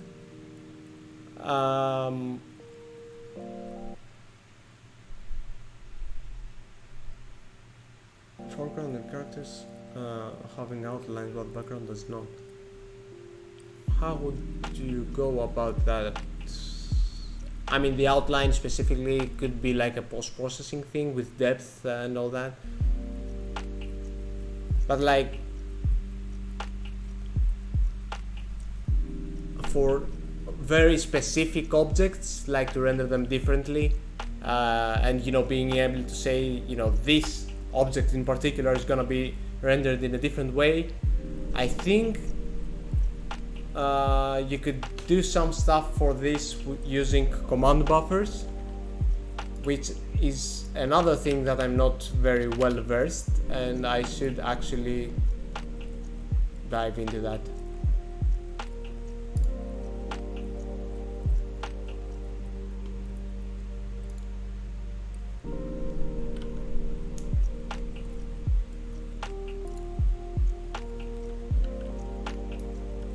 Okay, no worries, Lady Apollo. I will just let the chat answer your question, just so that I can keep working on this, because I definitely know the answer to your question. Like 100% I know what the answer is. Okay. I'm gonna start with like the mouth, I guess. Yeah.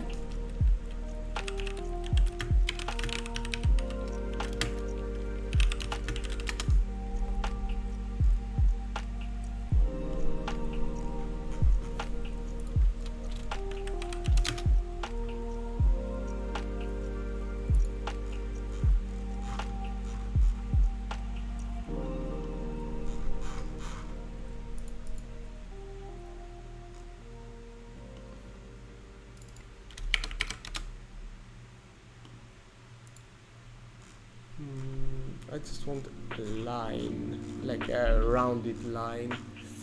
Where is it? Where is it? Come on, Inigo. Oh, okay, I can do it like that.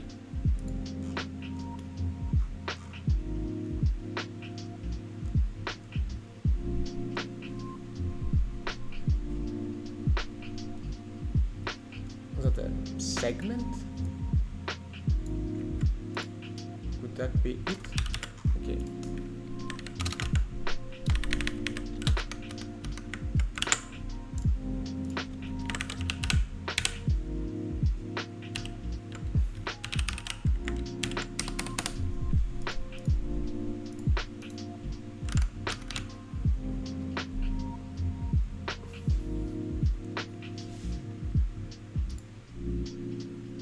Yeah, I was also under the impression that shadow mapping works the same way in Deferred. Because I mean, yeah, well, shadow mapping also like happens in screen space, right? Basically, you get the shadow map with the different cascades, and you just like put it on top of your screen either way. So deferred, smithed, I mean, doesn't matter. It's still like an extra texture to put on top.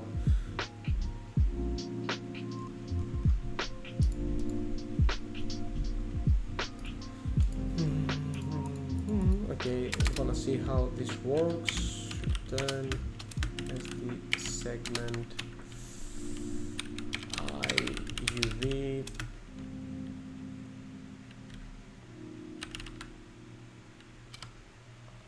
Oh, okay.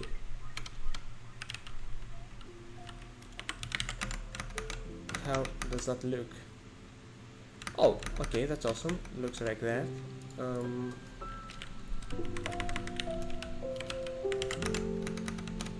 Jesus.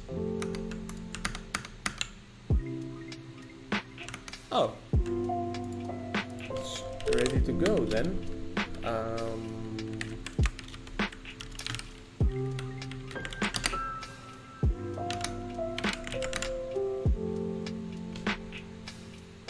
Awesome.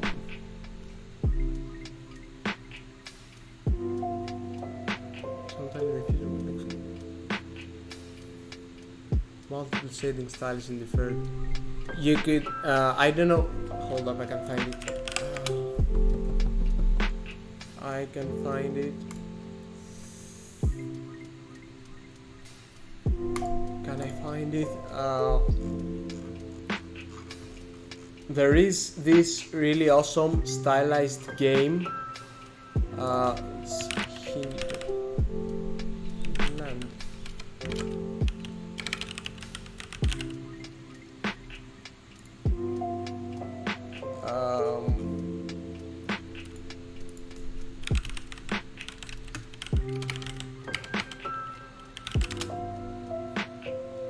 Crap. No, what's it? I'm drawing a blank. There's this really awesome stylized game and made in Unity using Deferred, and they have like a bunch of breakdowns as to how the whole rendering thing works. But wait, I think it's only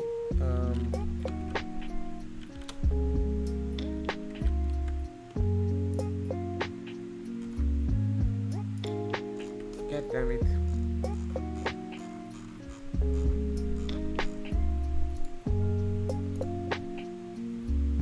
Yes, thank you. Oh, Hinderberg.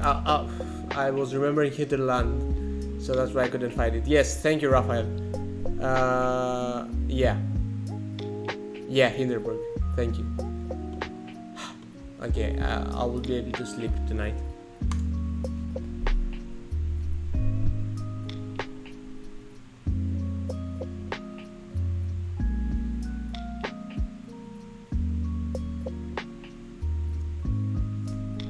So yeah, they go pretty in depth in those threads about like how they actually manage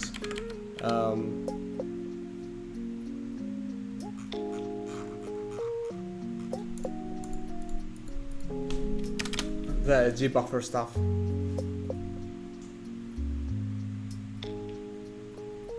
Yeah, exactly. Okay, so mouth height,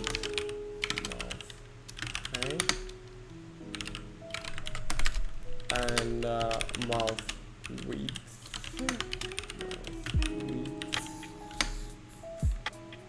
Yep.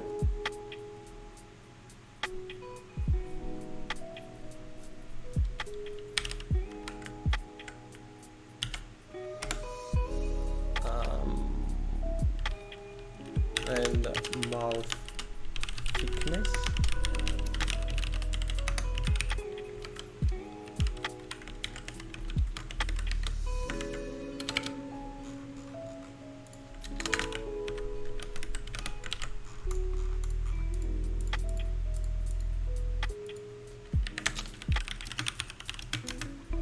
Well, it's gonna be an SD segment.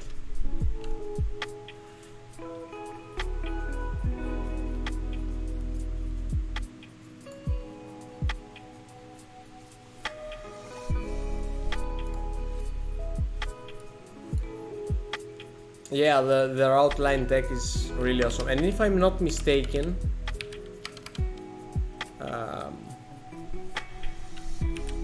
think Philip is in the server, but I might be mistaken. I might be mistaken. Or not, I'm not sure.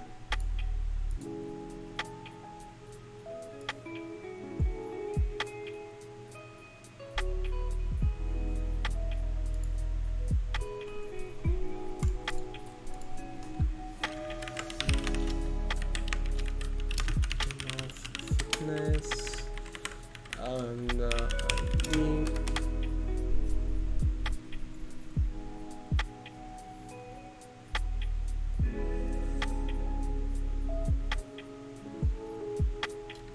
I'm gonna use other UVs. I think again they're gonna be symmetrical. So mouth UV equals CO2. Well, basically the same thing, really. Well, you know, it's the same thing.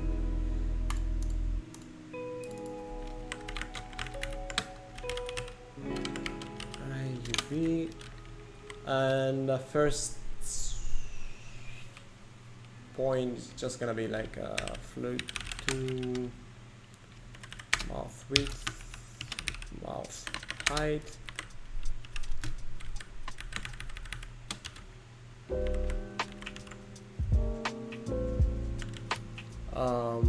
Actually, then, you know, I miscalculated.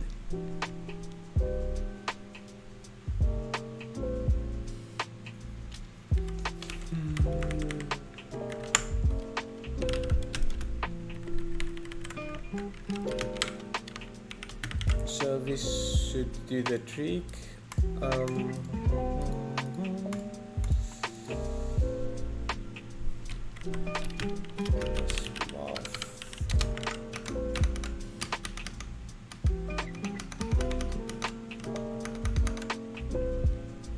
Awesome.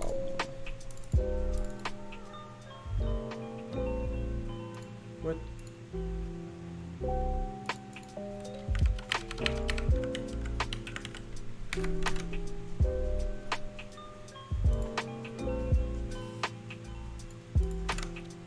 Oh.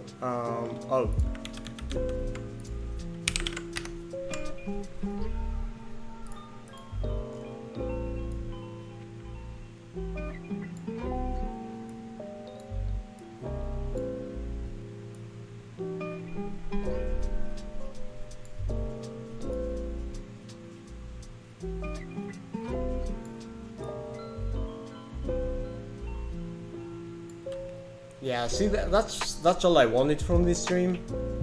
Like, I'm happy now.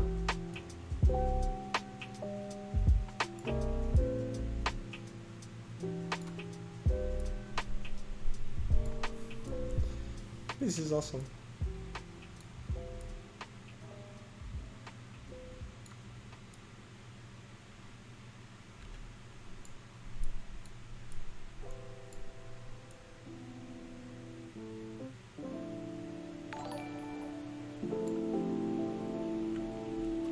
Oh, thanks so much for the subscription, Rafael.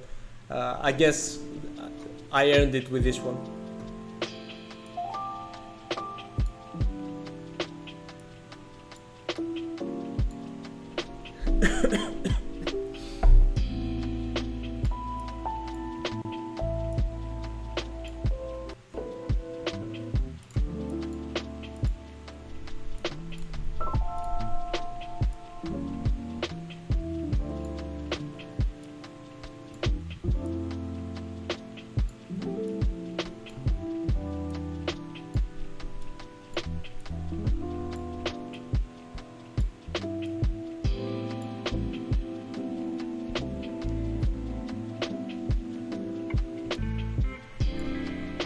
Oh yeah, eyebrows.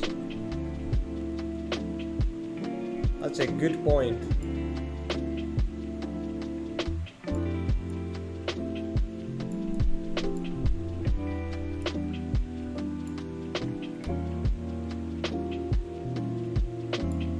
That's a good point.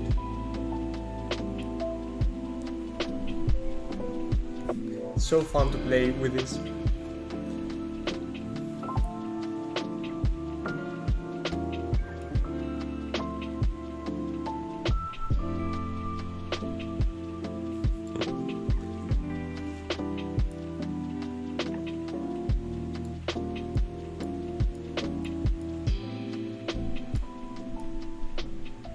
Okay, Lady Apollo.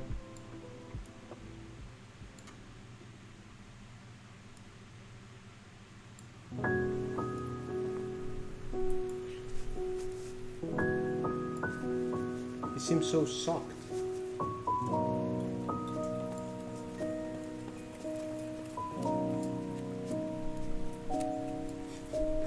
It's so... It's definitely interesting to see how many cool expressions you can get out of those very simple shapes.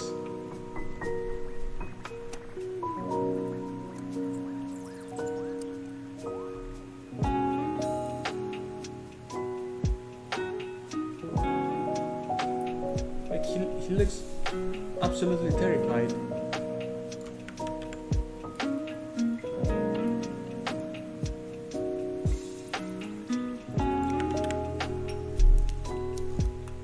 I actually need to probably will have to make it smile or like frown. So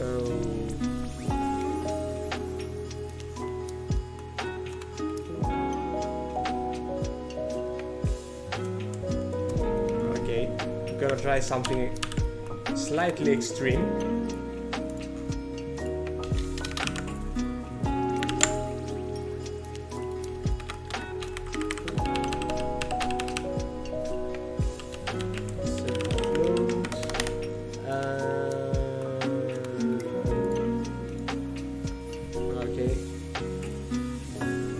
Oh yeah, the freaking what is it?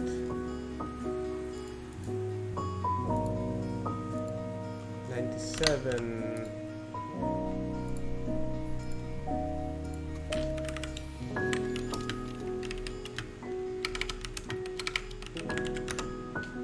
Okay. Dot 2. Word.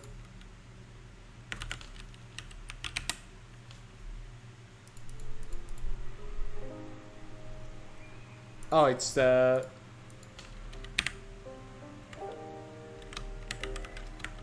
it's just the dot with itself. Same line here. We don't care about pretty code. And yeah, this code is not pretty, but you know what? Can you imagine if this was a graph right now?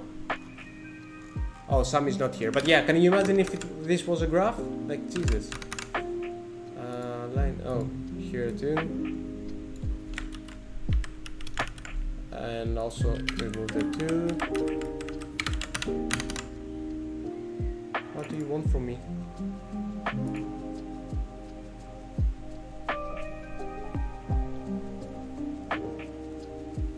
Yeah, I know, right?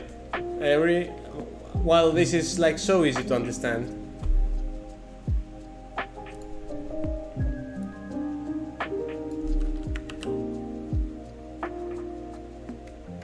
Oh, I'm missing. No.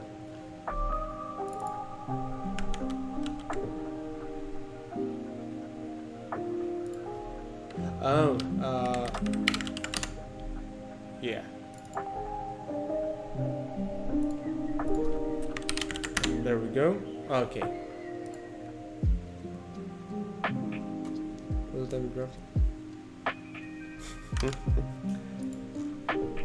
And mine wasn't even that bad.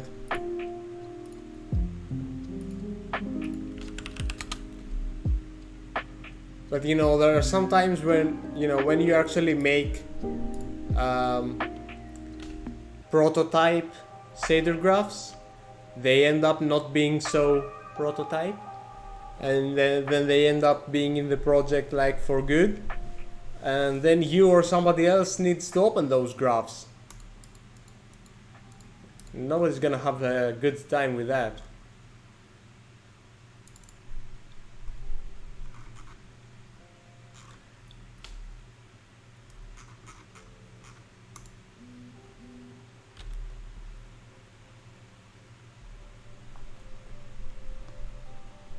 Yeah, all the graphs are prototype graphs.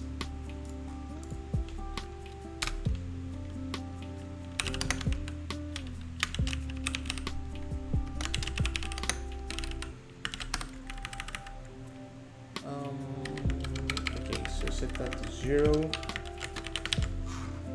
Let's go. Let's see this smile.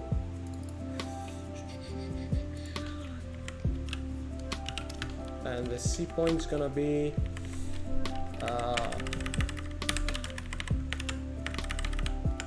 mouth width, mouth height, plus smile. New. Oh, yeah, no, SD segment is SD Bezier.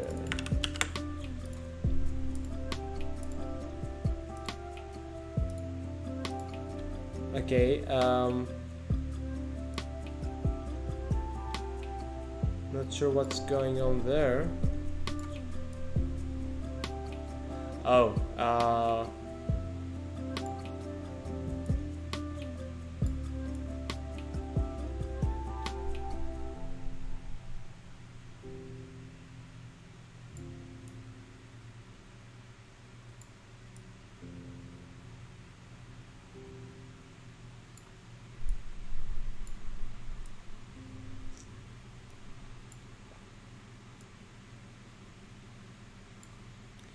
okay, I'm moving the wrong thing here, right? Yeah, okay, so,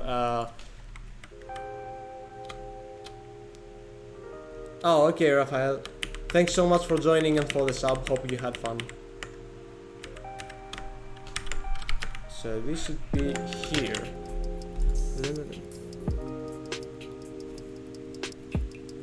It's kind of a pain to transform a big shader graph into a custom function.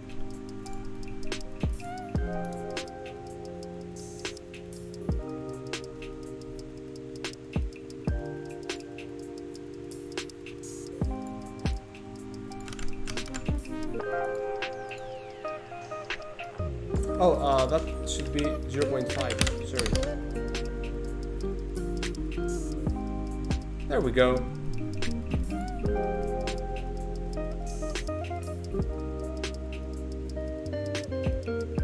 He's not terrified anymore.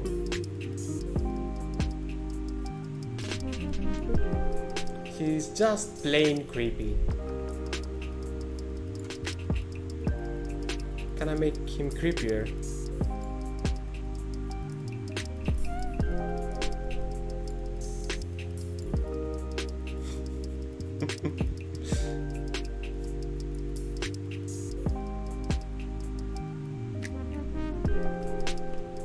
Oh wow, you really don't want that to be 0, huh?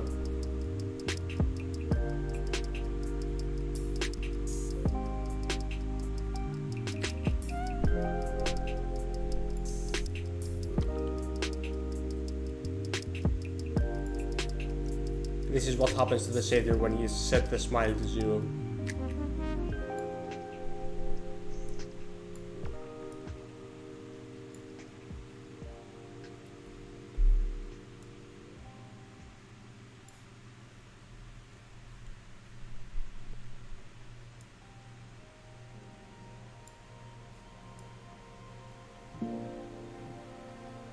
I feel that the thickness for the mouth should probably have like smaller limits.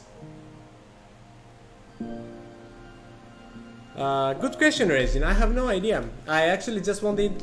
I was inspired by Turnip Boy which I played recently, and I found it hilarious and absurd and like just plain silly, and I really loved it. So I've always wanted to make something stupidly silly. So I don't know, maybe something like that.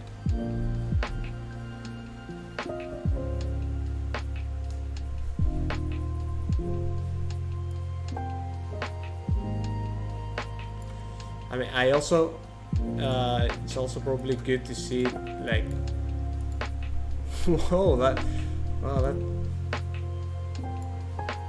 not sure if that's like creepier or not.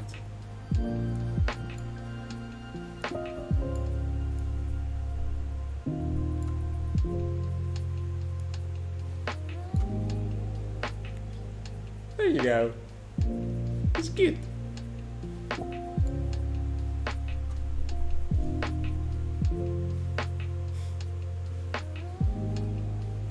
Yeah.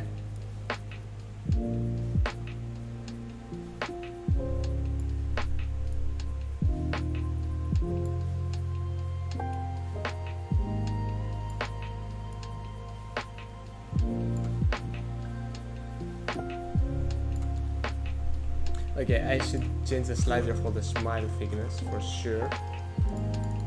For the mouth thickness.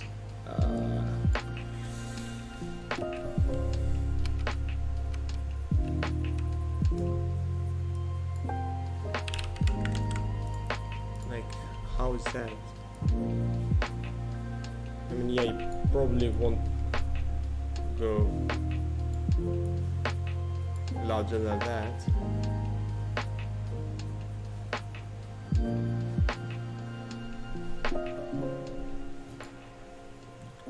Hey, welcome back. Yeah, we've got a smile and a frown. You know what? If the smile is 0, I'm just gonna spawn a line segment. So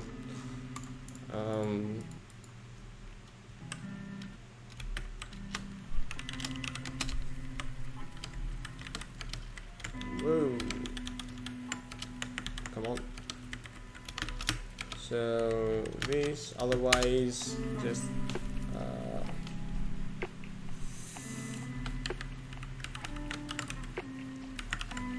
this, but like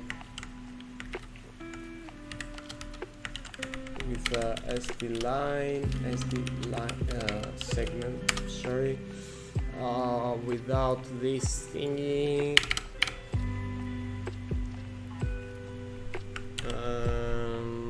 That should do it. So yeah, now you can have like 0 smile.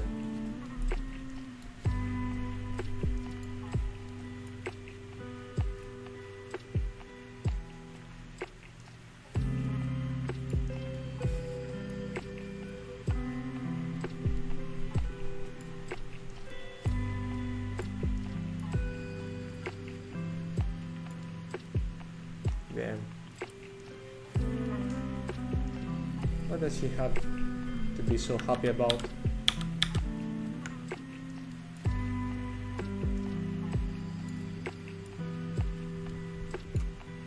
Much better. Whoa.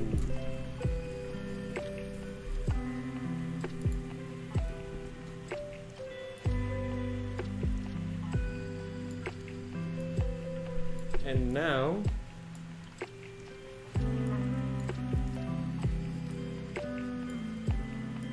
it's a frog.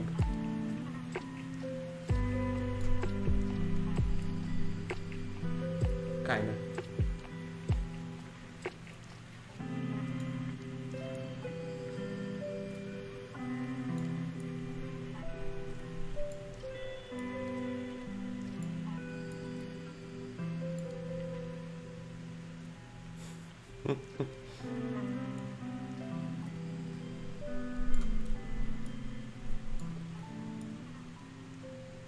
Cool. Okay, eyebrows.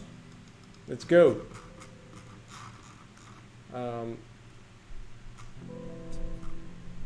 You know what? I'm just gonna make a function for the smile because I'm gonna use it I'm gonna use the curve for the eyebrows as well. So just like curve.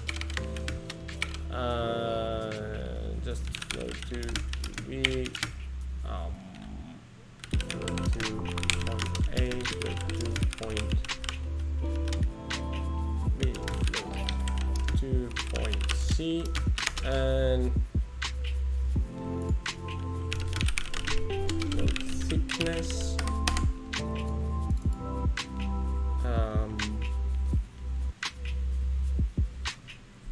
Or actually no, screw the thickness.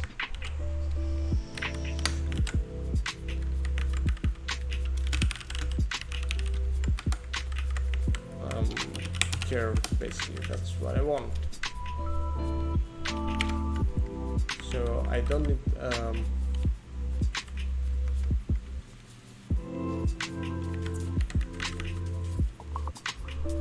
wait, no.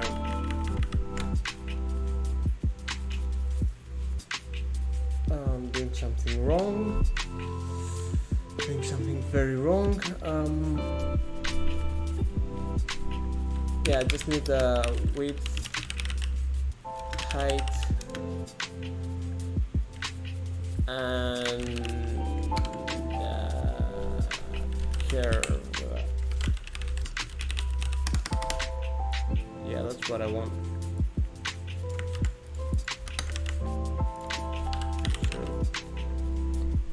So curvature, I guess.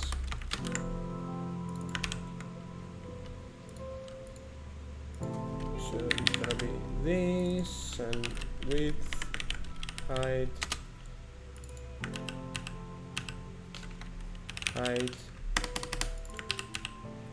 width.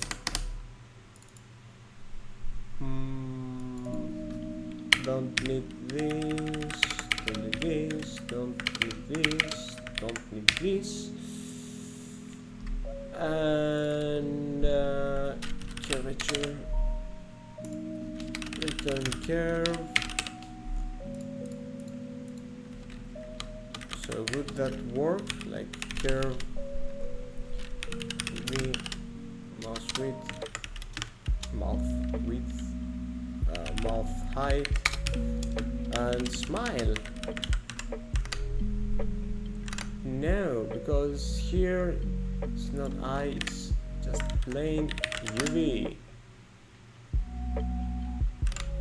Oh, step. Smile, mouth thickness. Yep. Cool.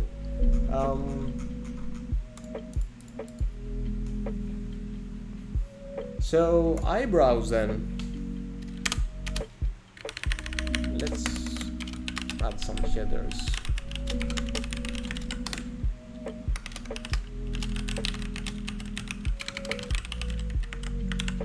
Again, for the sake of simplicity, this is all gonna be like symmetric. And I guess here we do care about like the individual height of the starting, so that we can get like mean eyebrows, but also the curve as well. So eyebrow width,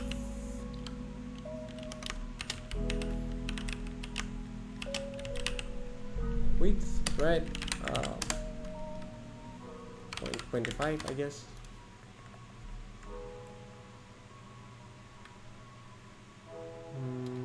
Yeah, and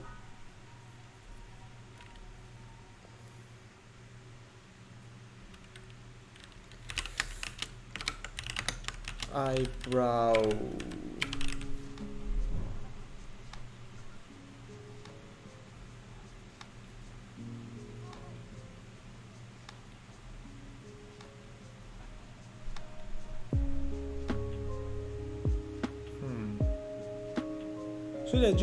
should I do it with individual, like just moving the points up and down, or should I just like rotate? like rotate the whole UV space.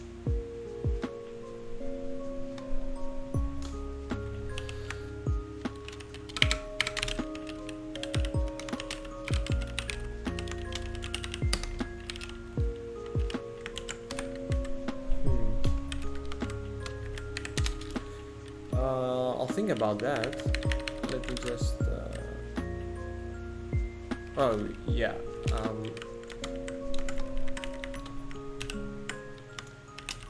so the way this I make the line for the mouth and for the eyebrows as well is by using a Bezier SDF, right?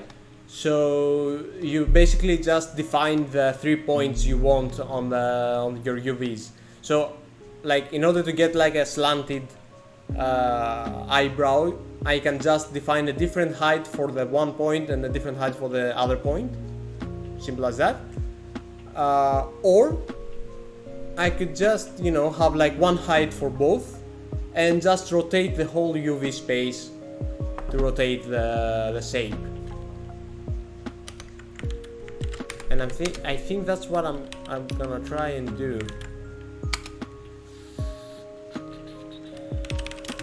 Eyebrow thickness and eyebrow curvature.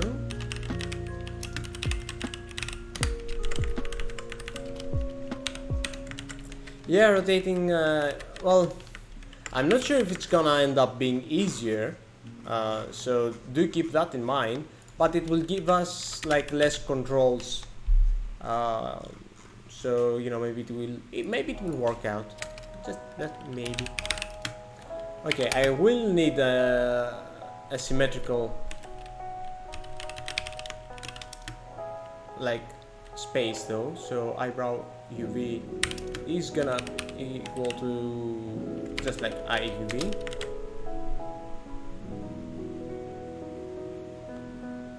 Oh yeah, that's true, Ari. That is true.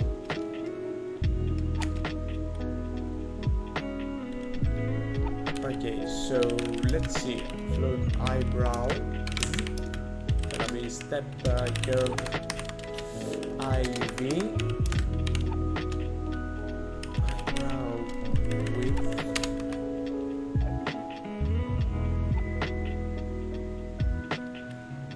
Okay, actually, no, that will work because it's symmetrical. So, eyebrow height, eyebrow curvature with eyebrow thickness. Okay, I'm gonna return the eyebrows just to see. Awesome. Redefinition. Yeah, because that's not return, that's float.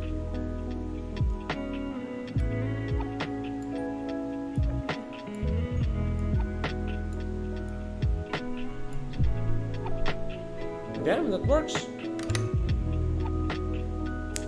That works.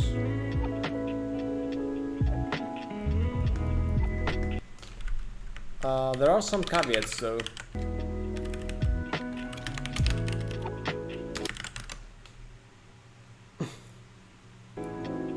Okay, so first off, it's only there, so I should take eye distance into account. So I'm gonna add offset thingy.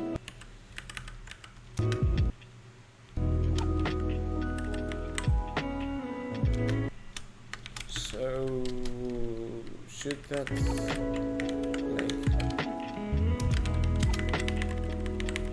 like that? Maybe? I don't want an offset here. I do want one here. Eye distance. Awesome. Why? 132.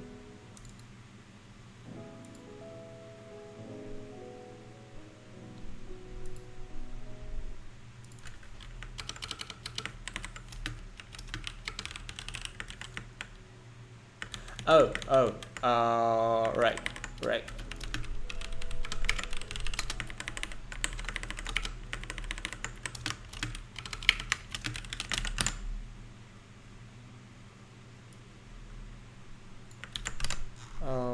Okay. It's completely ignoring it.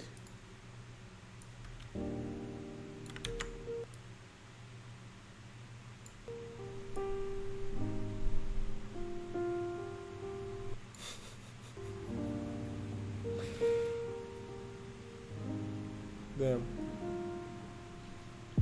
Oh, hey, Alamude. You mean the little particles here? It's an extension called Power Mode. You can find it for Visual Studio Code. It's this one here. So it also has other stuff like explosions and screen shake, but I found it super distracting, so I removed it. But I mean, like,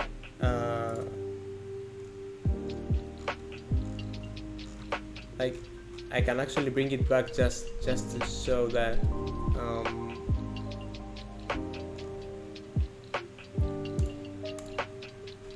Yeah, so now it moves like the editor as I'm writing, but it's super annoying, so just keeping that off. I'm seriously considering maybe adding that the FAQ stuff on the Twitch details. So yeah. Okay, we were right here. It's weird that it's doing that because I'm not even making any rotations yet. Why aren't you working?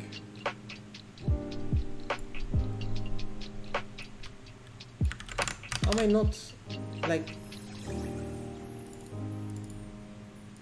calling curve? Yeah. Offset is eyes distance, like a float 2.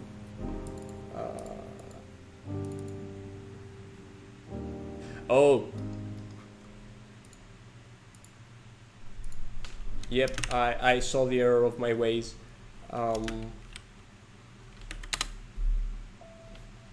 Should that just be like plus offset everywhere?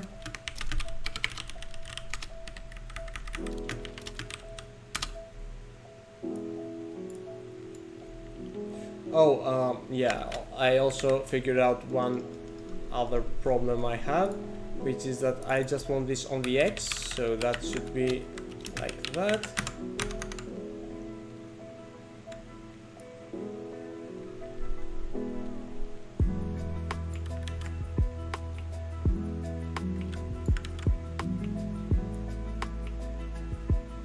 There is an offset, right?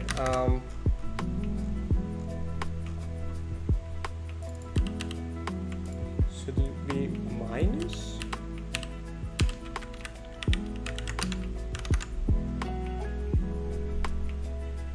No, it's definitely should be minus. By the way, how much time would it take me in shader graph to do what I just did here?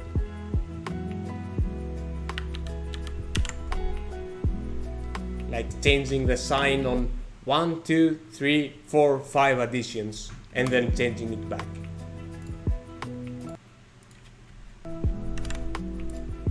Just saying.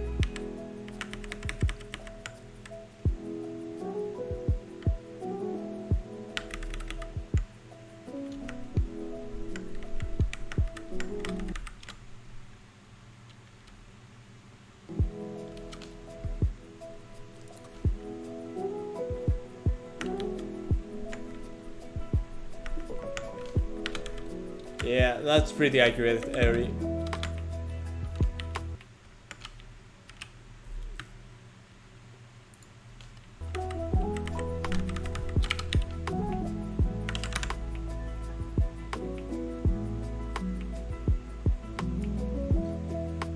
Okay, okay, let me fix that. So instead of that, I'm just gonna use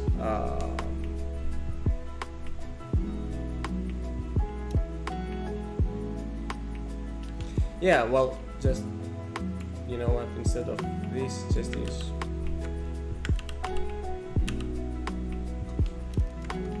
offset.x, and instead of that, just add offset.y, and remove that, remove that.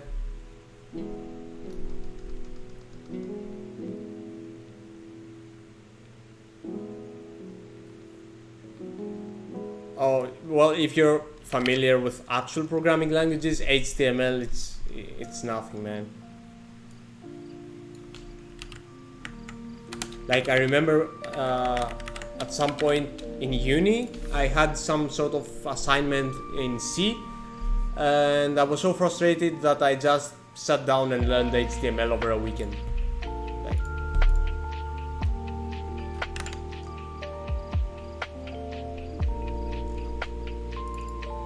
so that should be float to eye distance 0.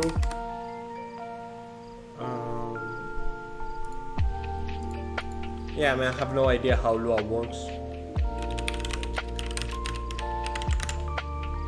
Awesome. So now they follow the eyes too. The eyes, chico. And you can also reduce the... Oh, he's sad. Oh.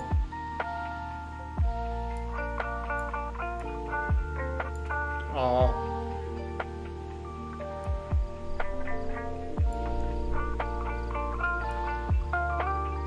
Okay, he's better now.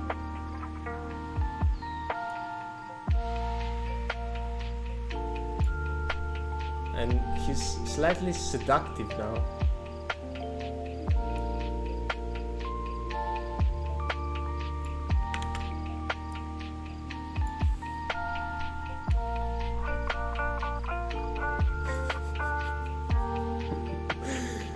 Oh my god, this is so fun to work with.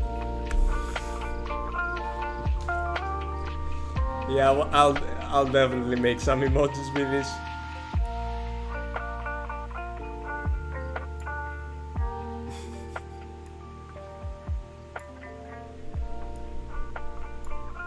Oh god, he's borderline creepy again.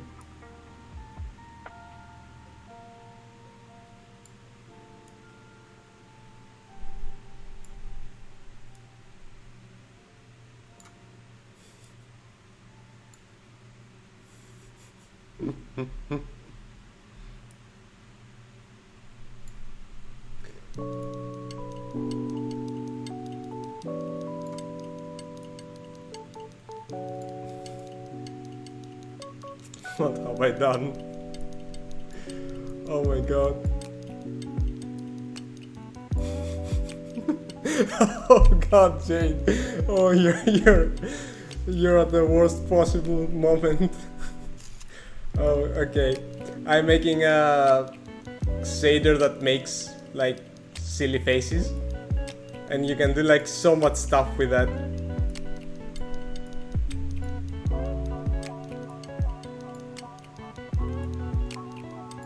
Like so much stuff.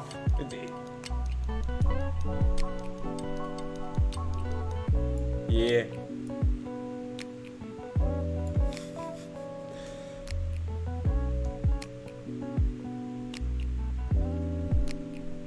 Oh yeah, exactly. Hold up. Can I?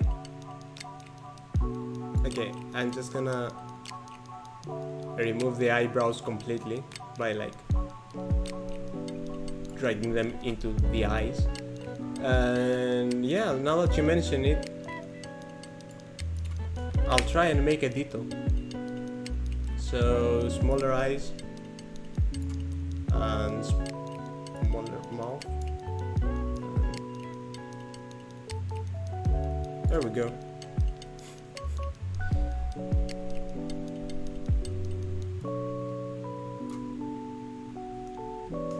Perfection.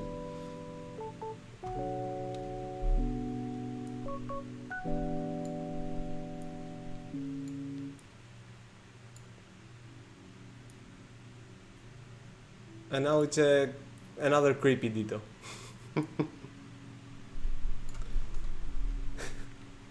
Yeah, it's like it's so much. It's so interesting how interesting effects you can get with like just these sliders. So like right now, even the eyes are like solid black, but you can actually go with like actual eyes and iris and all that. Um,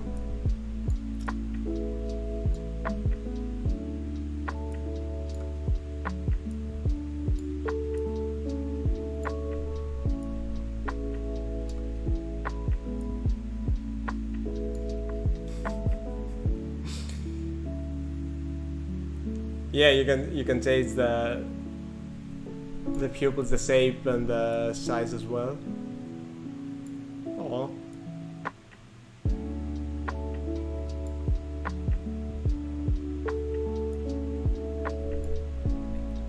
Oh, I should probably have the eyebrows go on top of the eyes. So that's one thing.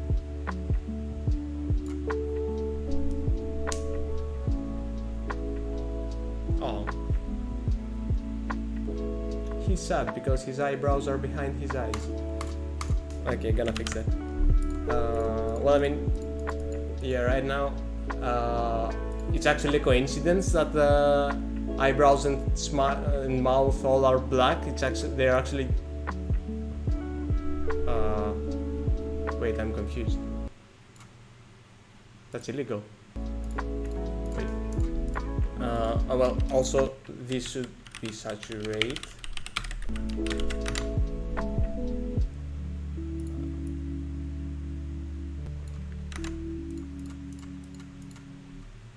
Okay, gonna add a separate color for the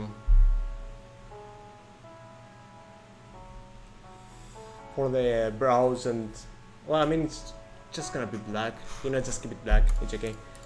And now I'm just gonna lerp between 0 and the color based on the eyebrows and mouth.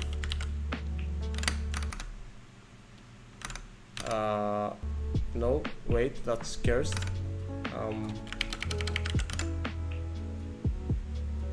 Why though? Yeah, that's what I was afraid of with alpha stuff. Like, I'm doing something super wrong here. Okay, you know what? It's lerping time. I don't care anymore.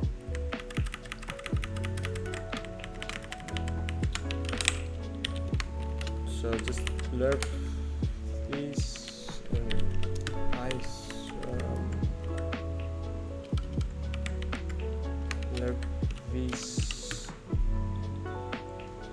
The iris. Is that correct? I guess.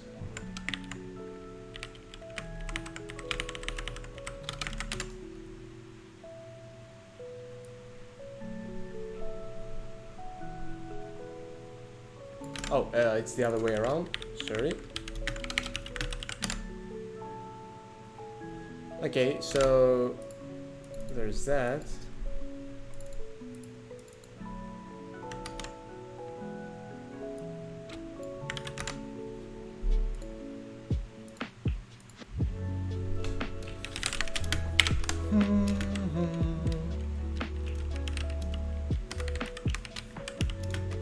Will this work?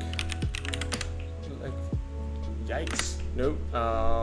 Oh, it's the other way around. Yeah, it's that was the issue before. All right. Add eyebrows. Oh, okay. Yeah. Okay. It's working now. Oh.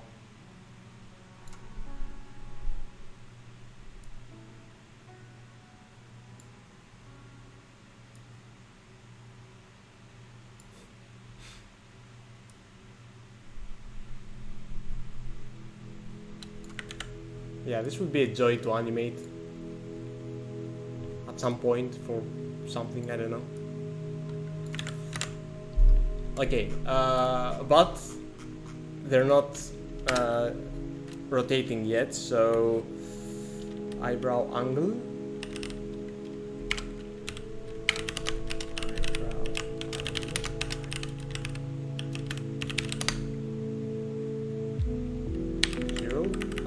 It's gonna go from minus 0.5 to 0.5, I think.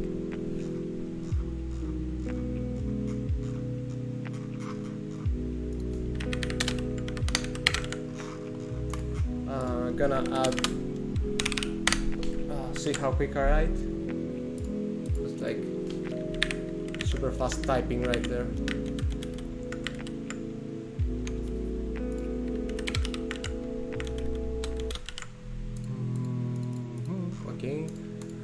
Okay, eyebrows.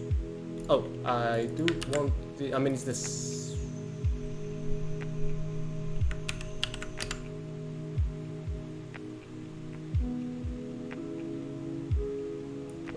Oh, I should be using the other. Okay, in this case, just. Okay, we're back. And I can rotate these bad boys. I think. I mean, let's try. Eyebrow angle multiplied by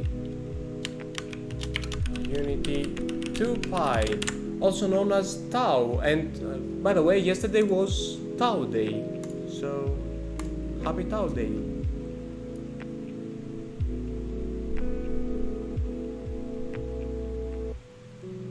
Well, they are rotating, so there's that. But like,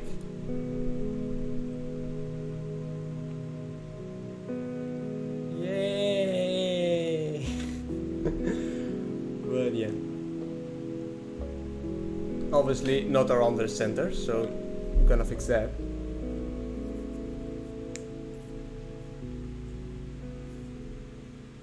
In-depth UI toolkit stuff about creating custom elements.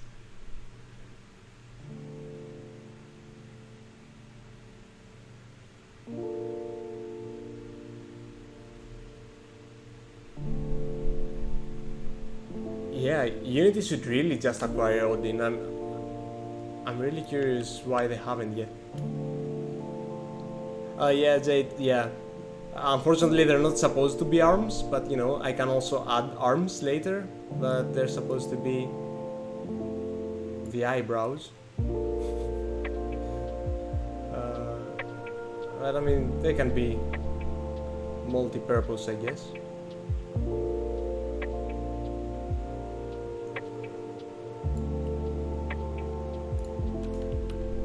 Oh, Odin is seriously good.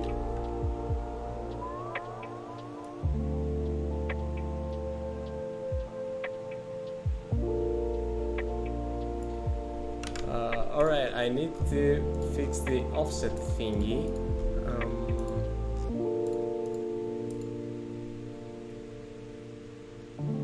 Odin is not a shader thing. It's a plugin by Cyrenix, right?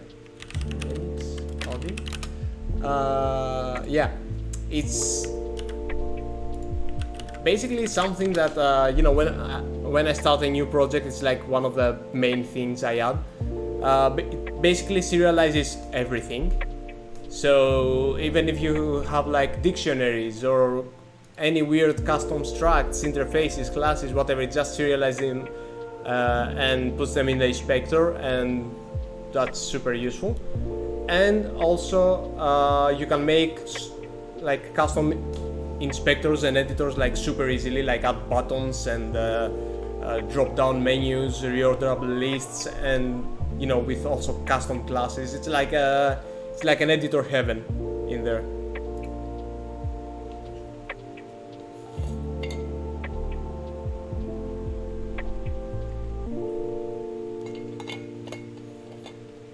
Oh, it is crazy useful. Yeah, it's really great for anything. Like it also gives you tools for custom inspectors for materials also, I think, and also for like scriptable wizards and custom editor tools. In general, it's like pretty awesome.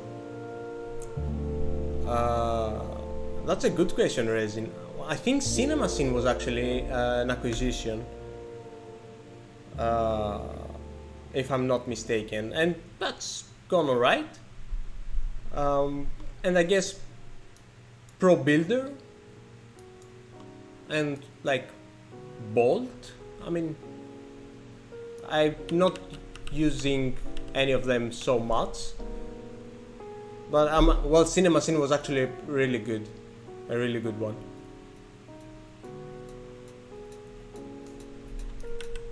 Like I would have paid to get CinemaScene, though again I'm not entirely sure if it was an acquisition. I think it was.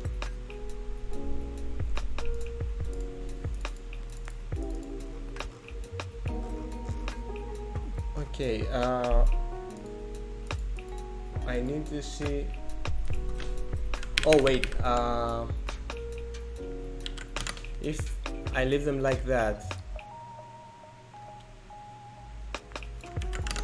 and I rotate them there.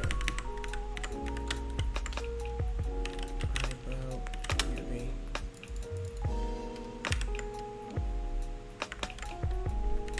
Eyebrow, this. And then do the same thing.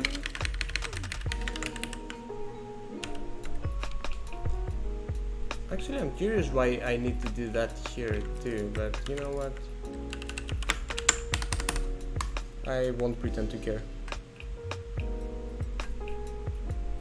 Oh yeah, the naughty attributes one is also really cool. I think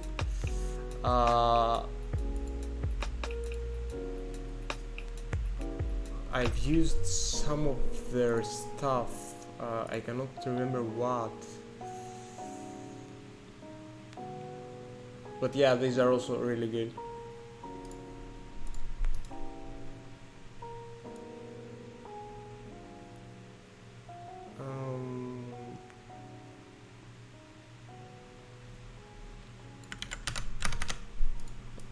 Okay, you know what? I'll buy it. Why do I need this?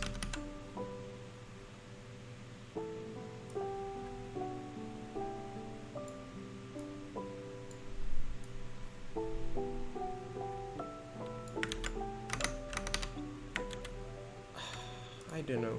But you know what? You know what? I'm just gonna do the angle the other way. I think it's just gonna work better.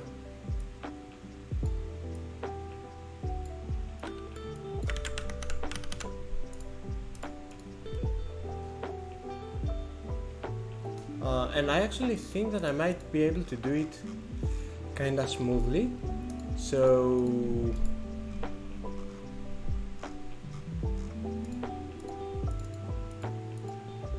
I just need this, right?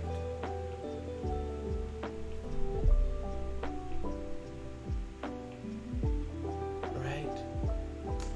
So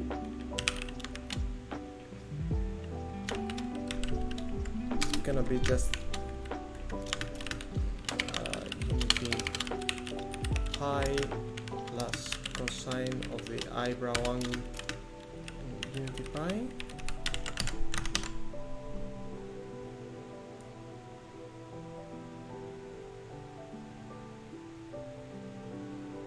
Not quite. Minus. Not quite.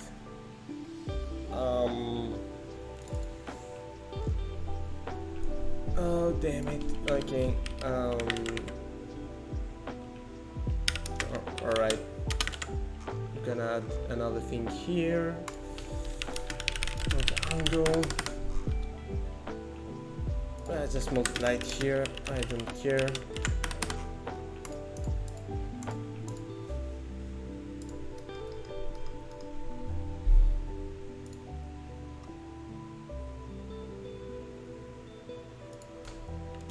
So that would be like the sine of angle, and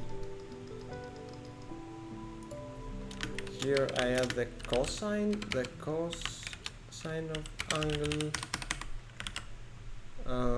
Let's try that. Of course not. Yeah. I know.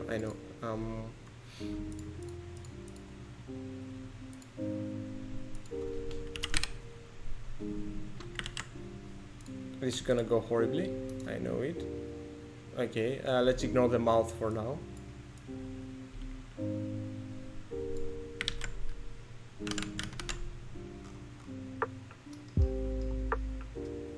Oh, I don't have any curvature. Whoa.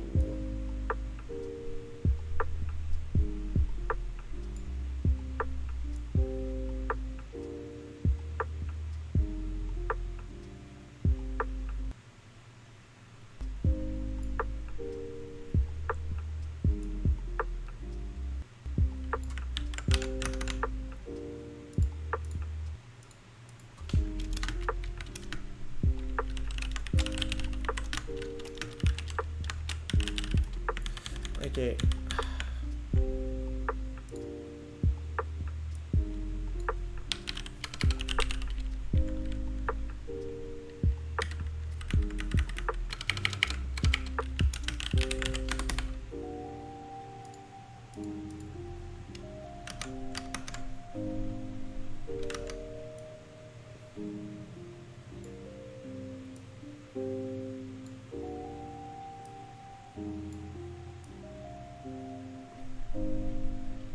Okay, this is kinda it.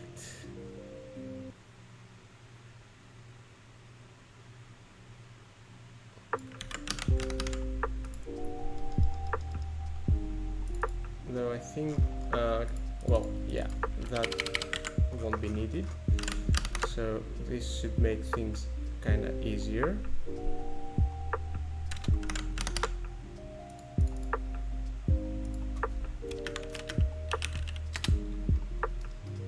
Should I multiply with width?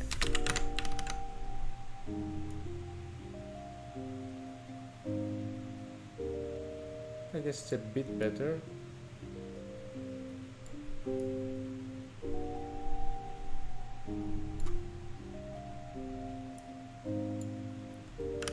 I should also add these here and subtract it from here.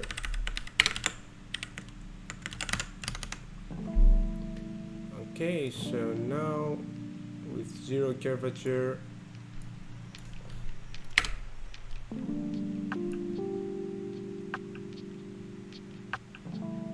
oh yeah, he's got a range of emotions.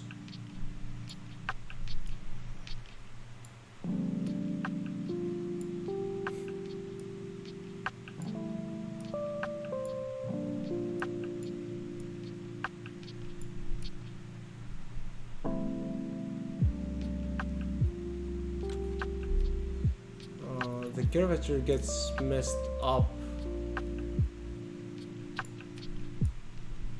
Well, yeah, because it's no longer in the middle point. Oh, I have to use math for that. I hate math.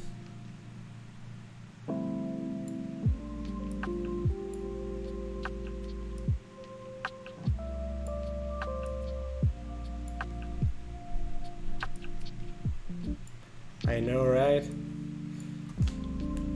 Okay.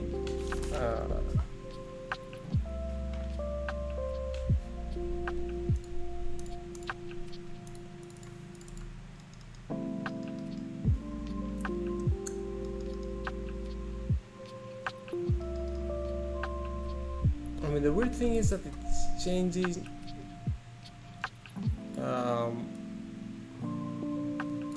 Seems that it changes on the X, but it shouldn't, right?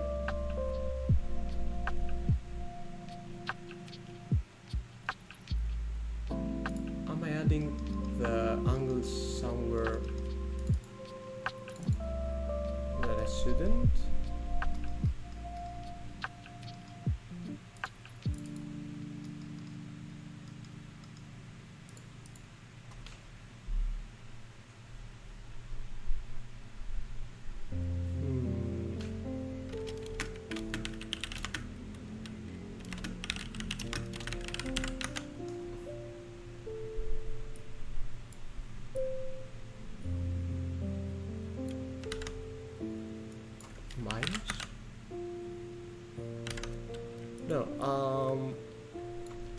It's not the case.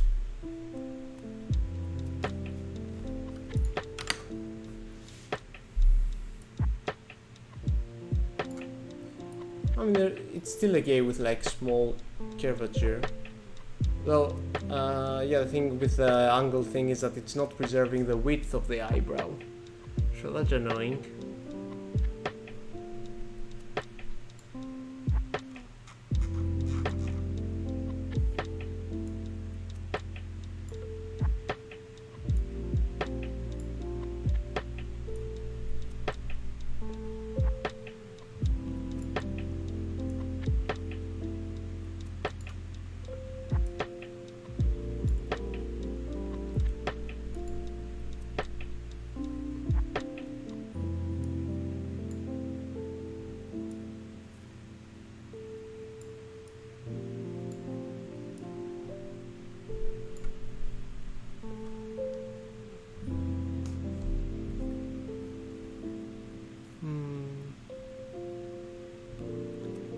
Oh, thanks, Sonored Prince. I'm glad you enjoyed that. I promise that the sixth one is on the way. And thanks for the follow too. Yeah, the sixth one is on its way. I've been a little bit blocked creatively, so it's been tough writing it. But I'm really glad to hear that that the fifth one and that the whole series helped you. It's really actually motivating. So I will finish the sixth one, I promise.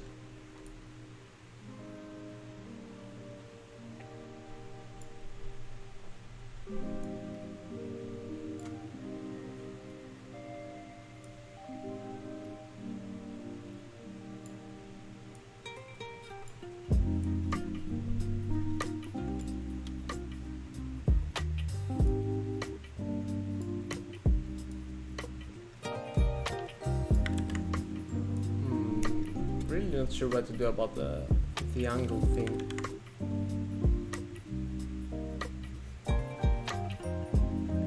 Oh yeah, exactly. Exactly, Jade. I think really that I can spend days just getting different faces. Oh, Kalispera Mezaroulis, sorry. How's it going? Thanks for the follow too.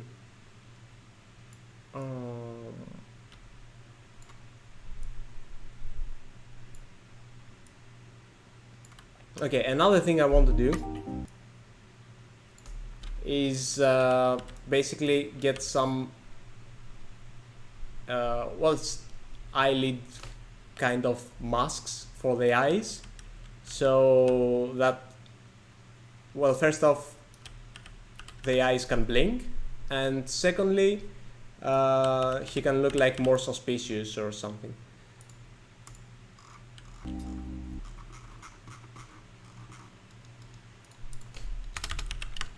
So let's get some eyelids.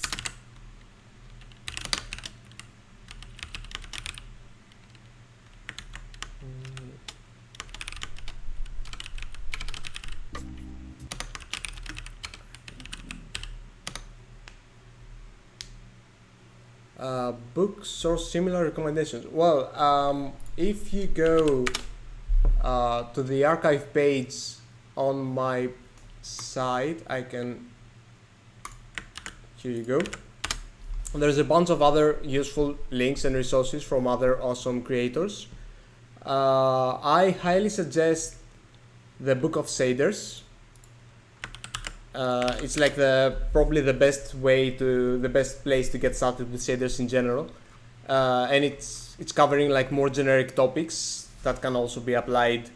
Like a bunch of the stuff I'm doing here, you could easily like get from the Book of Shaders, and also the next shader quest part is going to focus on like this kind of stuff, like steps, smooth steps, sine, cosine, stuff that you can use to get shapes and more interesting colors and all that, you can find in the Book of Shaders as well. So yeah, what was I doing? Oh yeah, right.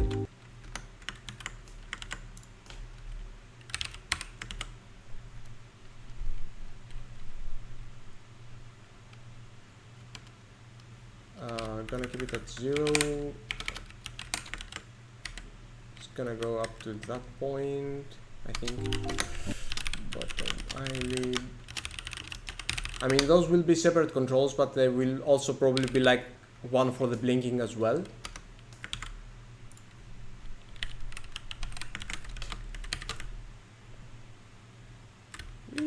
Okay. Alright. That's gonna be super easy, by the way. It's just gonna be like a step. I don't have... Yeah, no, the eyes are always on the center. Wrong project.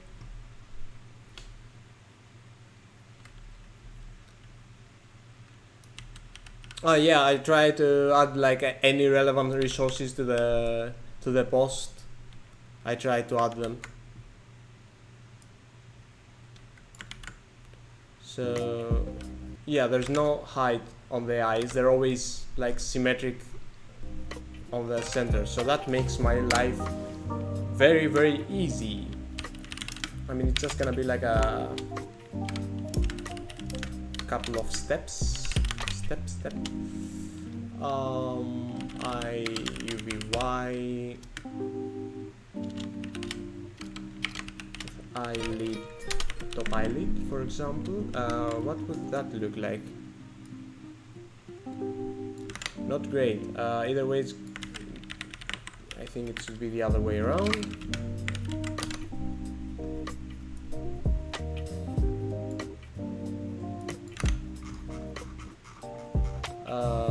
Should be 0.5, right?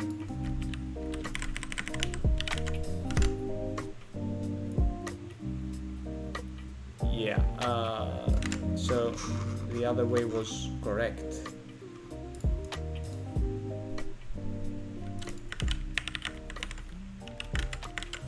But I can also like multiply with bottom eyelid, thank you. With IUV, come on, IUV, Y, yes.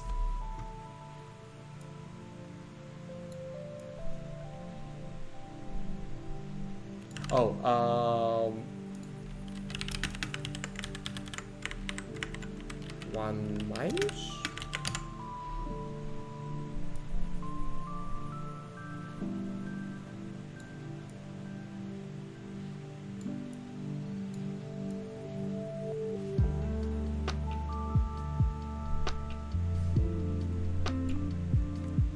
Yeah.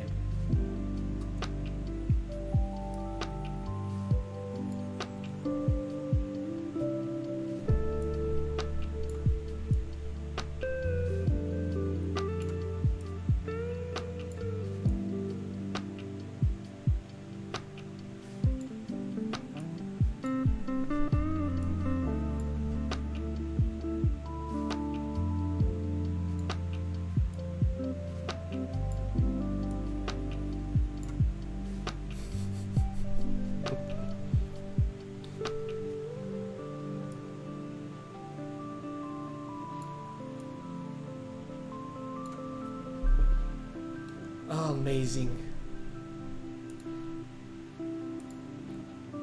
Really, this is the height of technology. Like, this is what we made computers for. Wait, I wanna go to solid black again.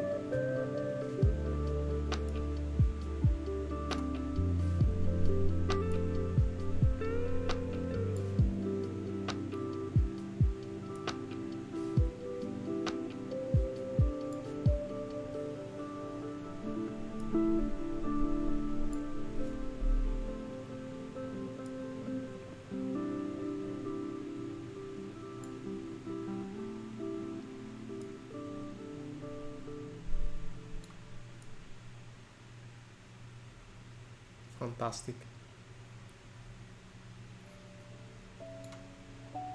Wait, I think I can replicate that, Mitch.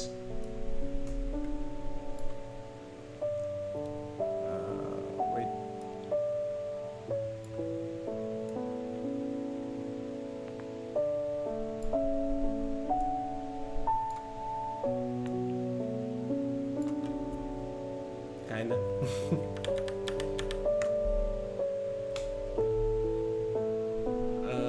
also, since we have the top eyelids too, let me see, curvature.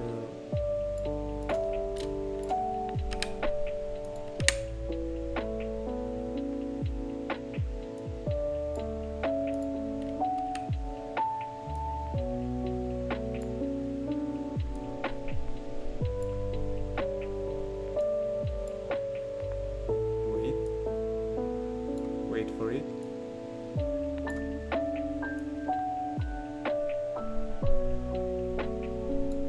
Yeah.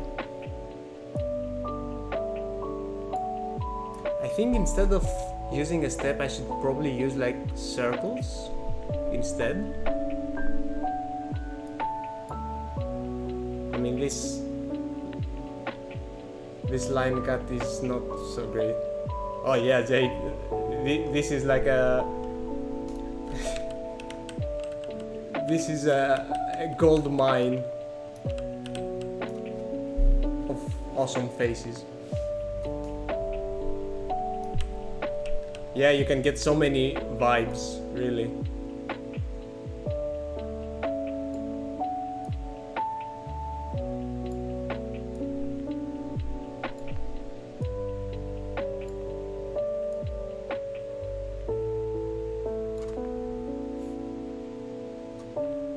Okay, Veterga. Yeah, I mean, it's 12 a.m. Apparently I'm having too much fun with this.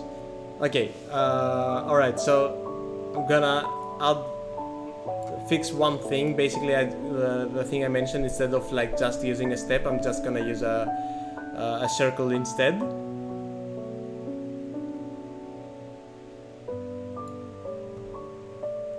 And I'm just gonna use a step for the blinking.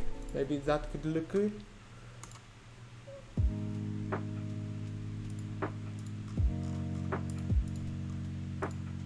Alright, so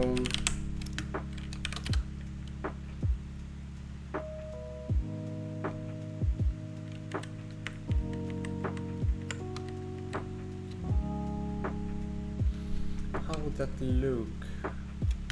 I think if I get the distance, if I get a step, like the same size as the eye, right? So float to eye distance, that won't change.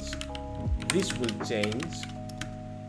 So minus, gonna say minus. I feel like it's a minus day today. So minus the top eyelid with the eye UV. Yeah, and use the eye size, but invert that.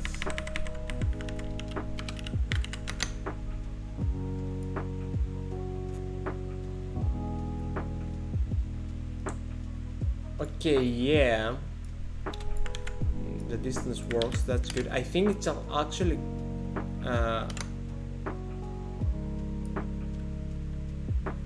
it actually has to be like twice the size of the eye.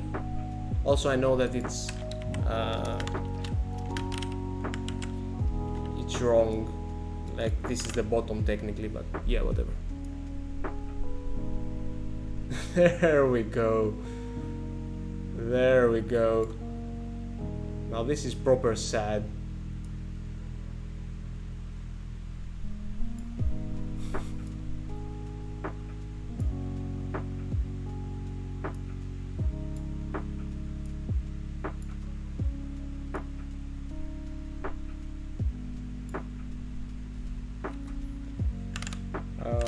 Okay.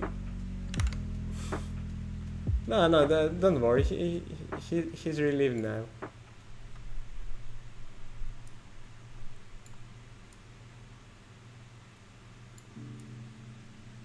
See, he's happy now.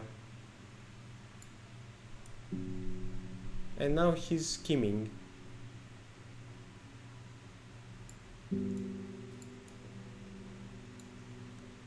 Yeah. Okay.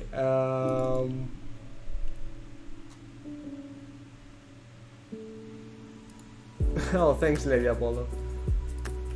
I need to fix that thing because that's not the top eyelid, that's actually the should that be like top eyelid minus? No.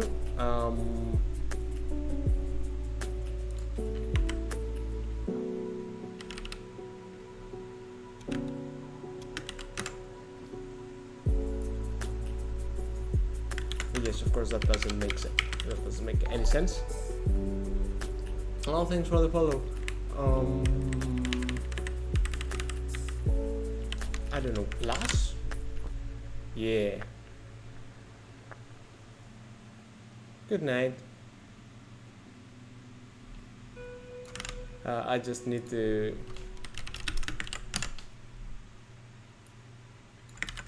No,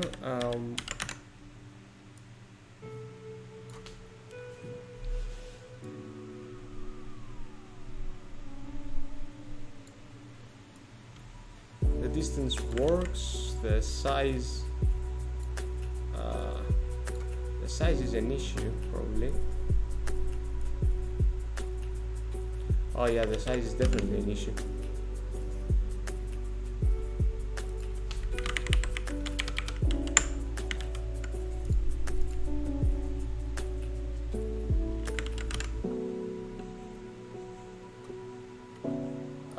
Okay, I haven't actually watched Adventure Time, and I know, same on me.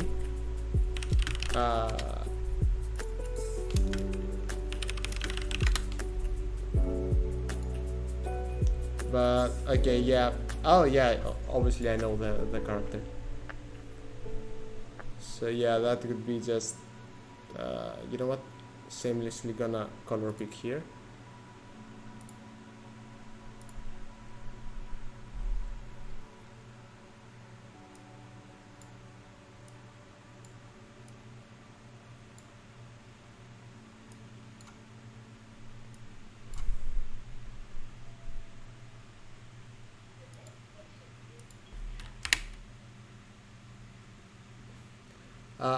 Oh, I really do need to add dimples though, now that you mention it.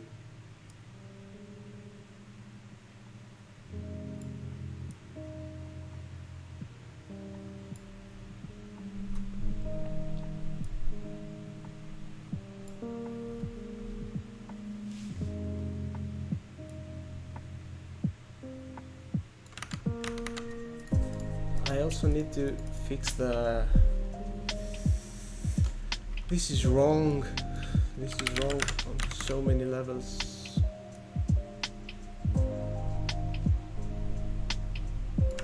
Okay, does it work with a larger size though? Oh, it doesn't, it doesn't, because... Okay, no, that makes sense.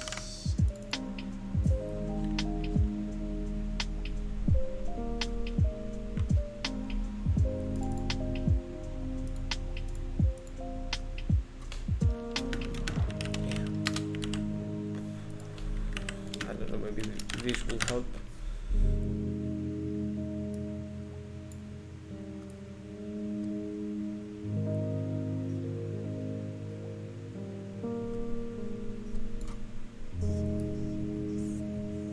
Yeah, no, that doesn't do the trick.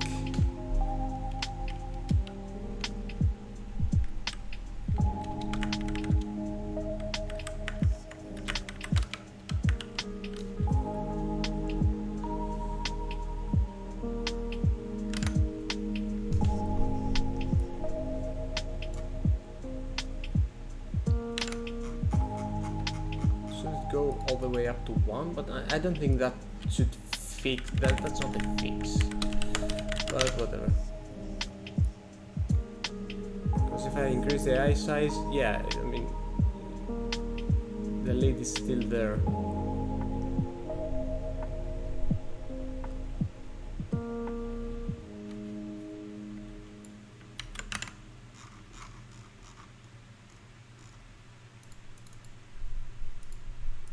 I mean, it's because this increases as well. So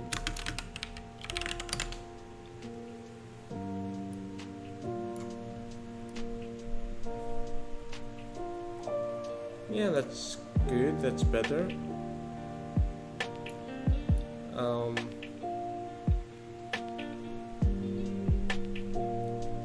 It's not consistent though. I would like it to be, you know, like if it were 0.5, that it would be like at the half point every time. You know, that makes sense. But this is the part where I struggle with SDFs.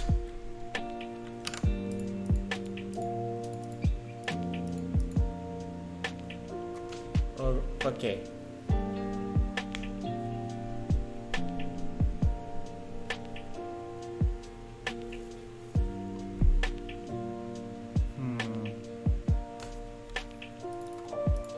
So the problem obviously lies in the offset of the Y, because it's like here it's just like 0.5, but I need it to be like proportional to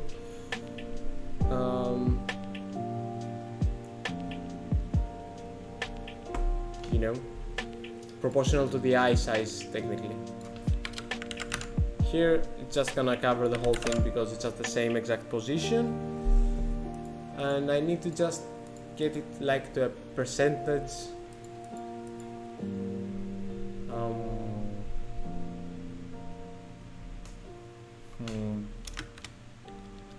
So the eyelid, the top eyelid should be a percentage.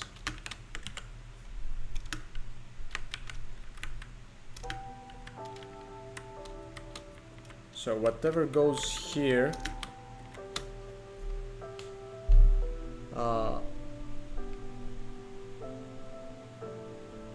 if it's 1, it should cover the whole thing, so this should be equal to 0, and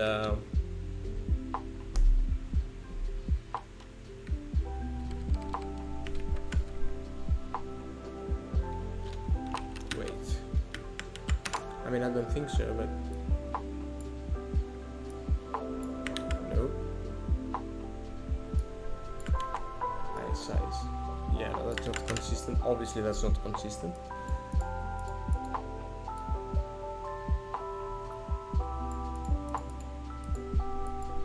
It needs to somehow like scale with the eye size.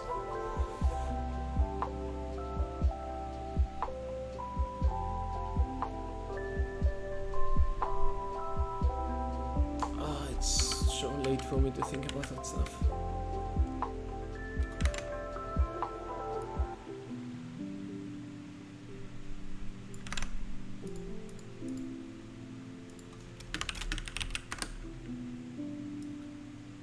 Okay.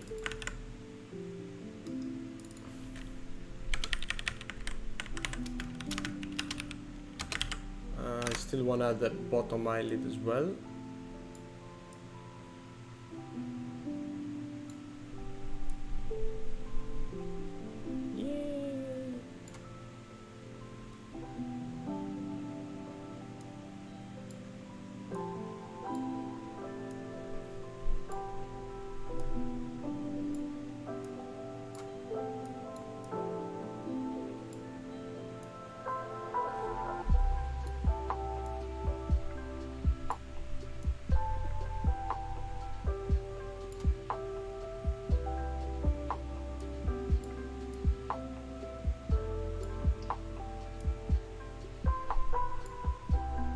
Awesome stuff.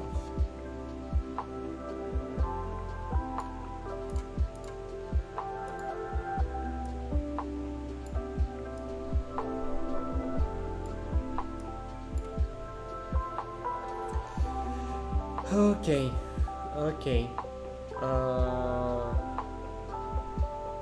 Okay, fine. You know what? I'm gonna add some dimples. Last thing, I promise to myself.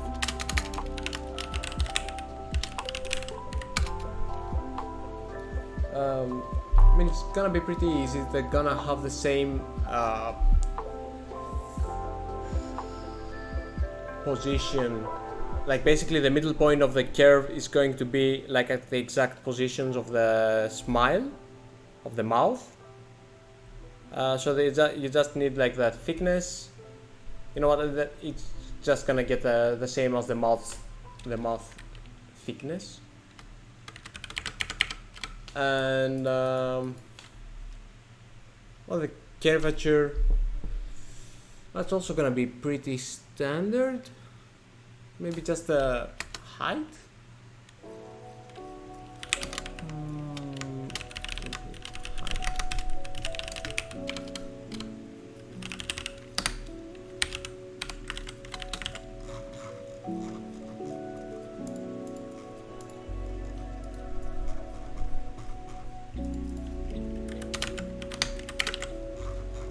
Alright. What? Oh, the mouth is using these UVs, but I want the mirrored UVs. So, okay, why am I doing this? I can just do this since I'm not using it special.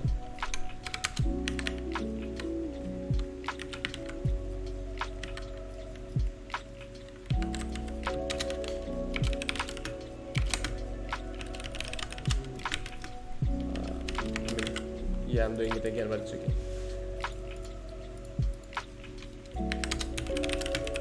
It's gonna be...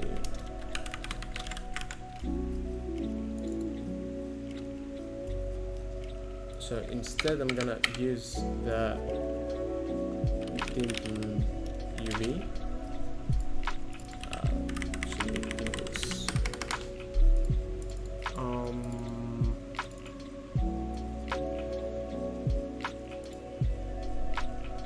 What's that? The offset?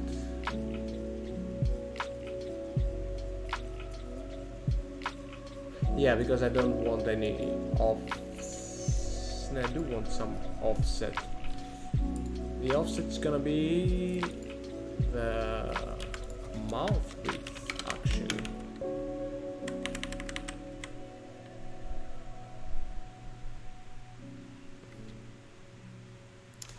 Oh,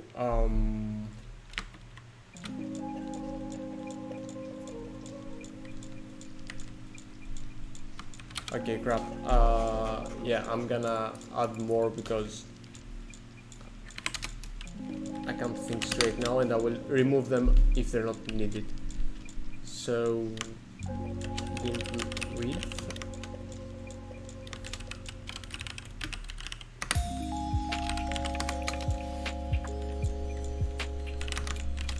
Dimple, curvature.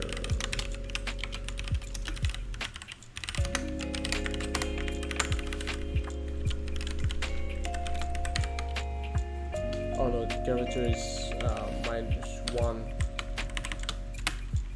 -1. Yeah.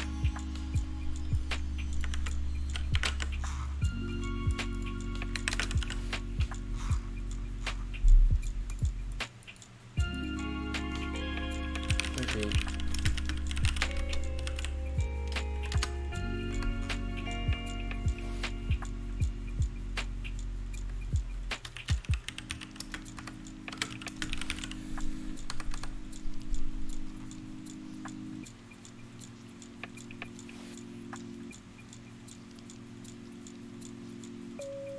Is this not going to work because I've set it up for horizontal curves?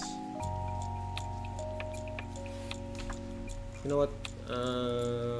I'll just do it manually. So as deep as here. It's gonna use the Dimples UV. First point is the load 2.5 minus mouth width. Yeah, it's and mouth height plus the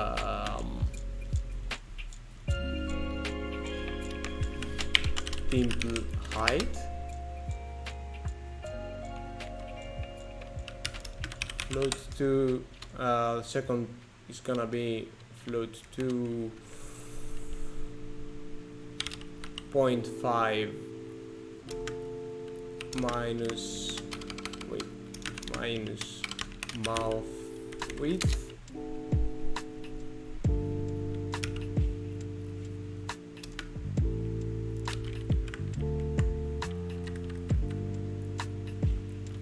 Things are gonna get complicated with the symmetry, I think, but okay, whatever.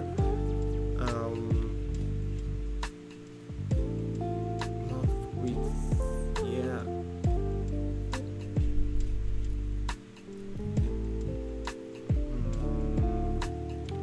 Just mouth height.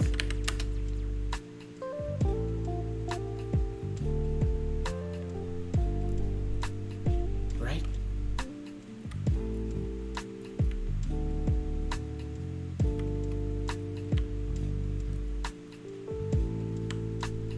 Wait, no. Minus curvature.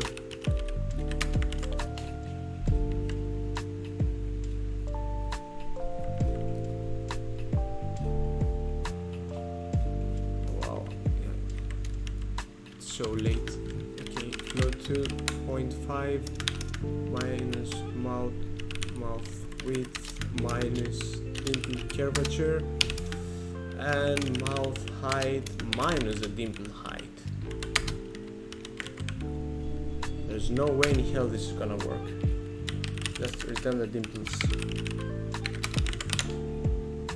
Yeah, okay, first off. Yeah, of course I forgot the dimple. Oh, it's actually the mouth thickness it's gonna use.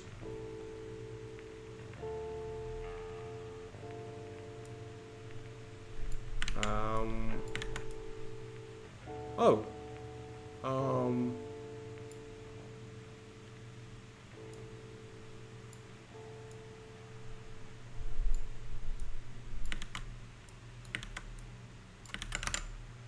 Actually works.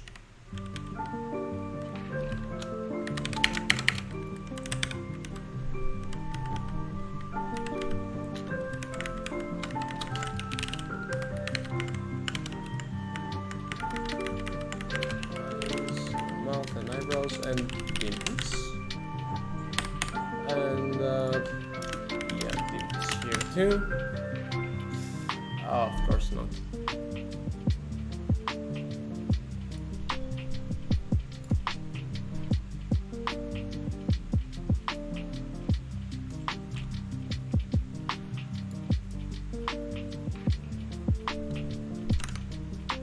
Okay, so plus the mouth width here and plus the mouth width here and plus mouth width here.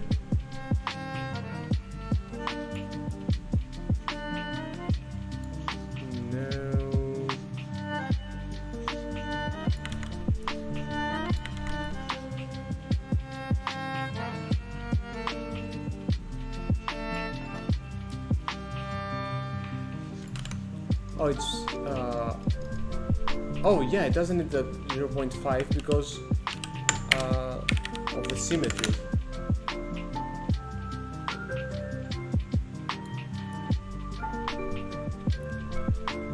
The thing is,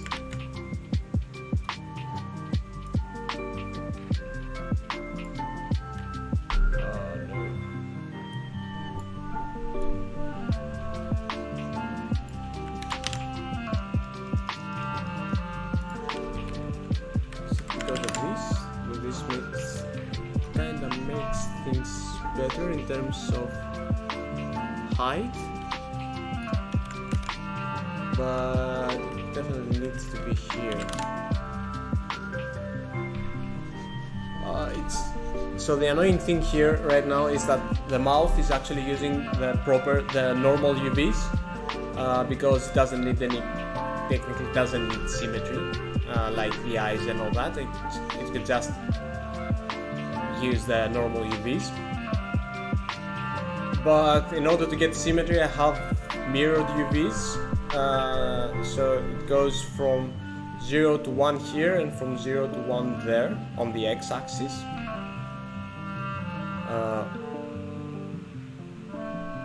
Is it going from 0 to 1 or like...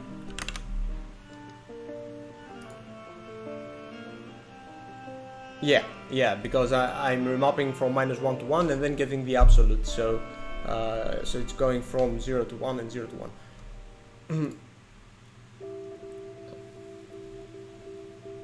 So the width of the mouth, for example, is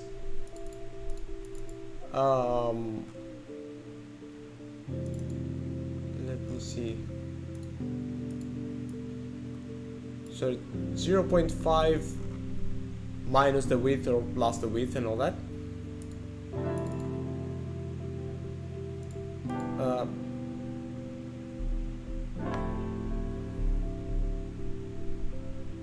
But 0.5 for the UVs is here, while for the symmetric UVs the 0.5 is here. So is it do I need to double the width?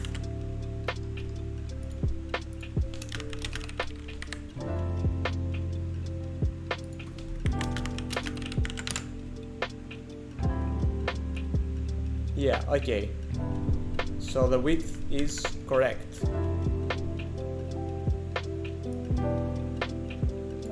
Okay, I will probably need individual controls for the thickness of the dimples.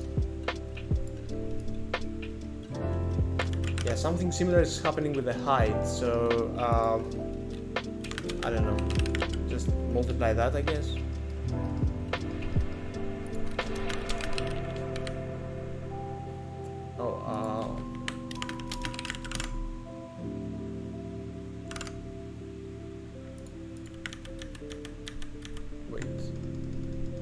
Oh, I multiplied the wrong thing, so this should go here instead, but still it's wrong.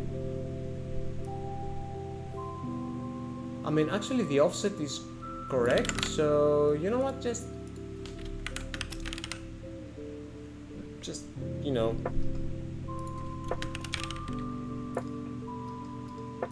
just minus 0.5.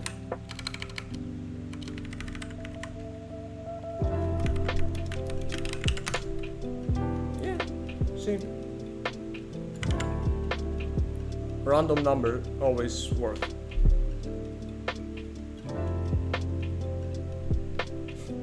Oh, thanks, Jade. Yeah, I'm quite past my bedtime as well. But yeah, I'm having too much fun with this one apparently. Oh yeah, just in the right time too. Yeah, I just need to adjust a few more things and the dimples are in. But yeah.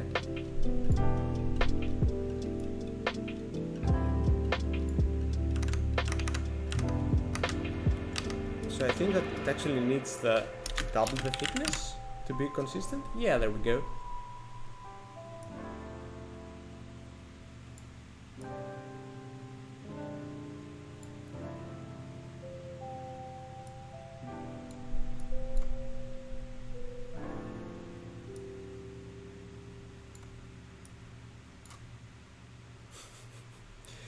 Yeah.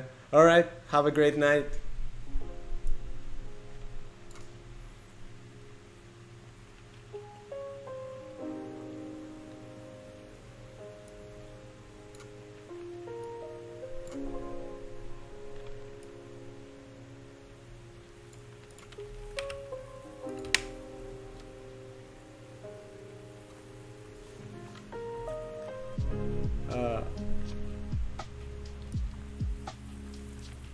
Oh yeah, that's true.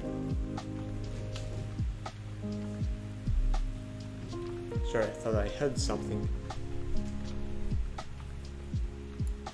Must have been the wind.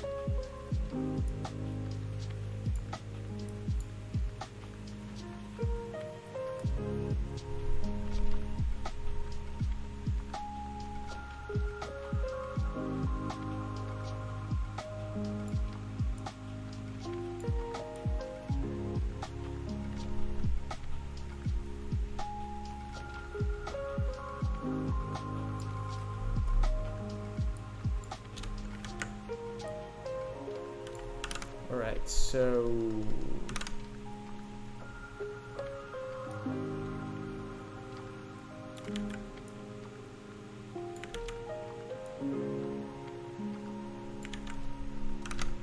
it does need an offset because when it's weird when you increase the curvature.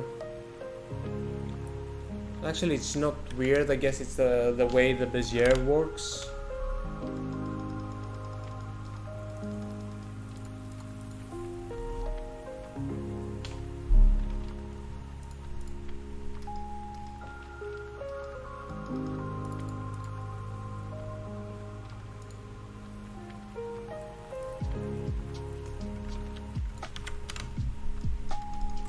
I will also add like a toggle for the dimples because you know you might not want them. So dimples.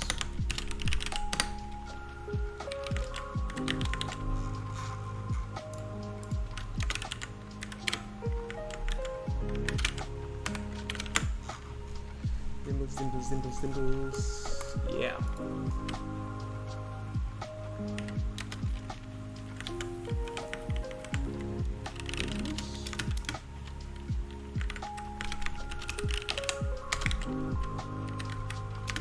Dimples than this, otherwise 0. So not modify the center point with the curvature. Oh, I'm modifying the middle point with the curvature? Am I really? No, the middle point doesn't. The middle point doesn't take the curvature into account. It's just at the where the mouth is. It's probably because you know it's the control point of the Bezier, so it's not like the curve is actually gonna go there. It's just yeah.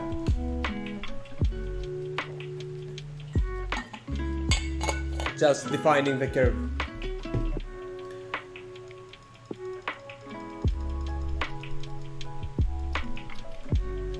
Alright, so dimples.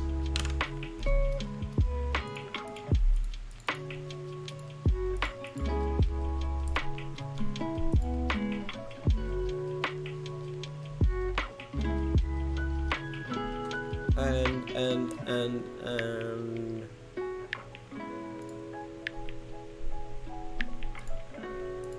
you know what would be fun?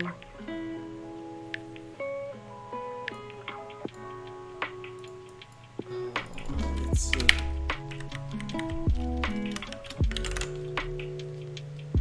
No. Okay, yeah, no, I know why that is. Okay. So why did I do that? Because that allows me to remove this so that I can actually offset the eyes if needed. So yeah, center point should move in the opposite direction when changing curvature. Yeah, I'm just gonna add like some manual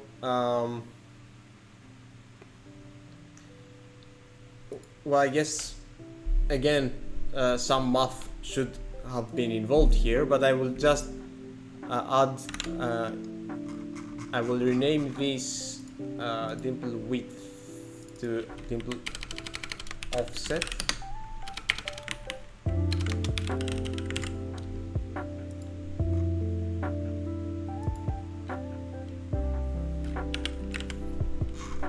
And here too.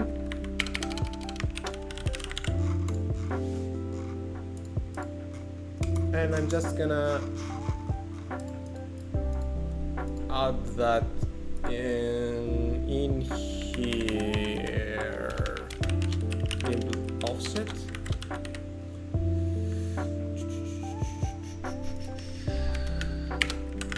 Dimple offset and dimple offset. So now I can just no, the other way. Okay.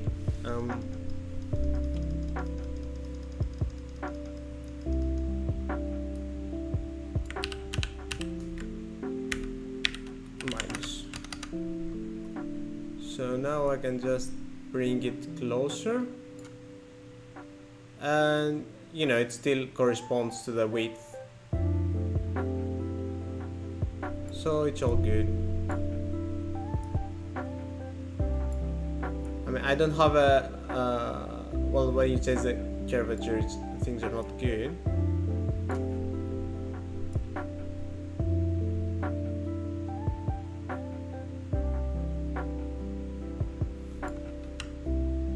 I mean, you know what?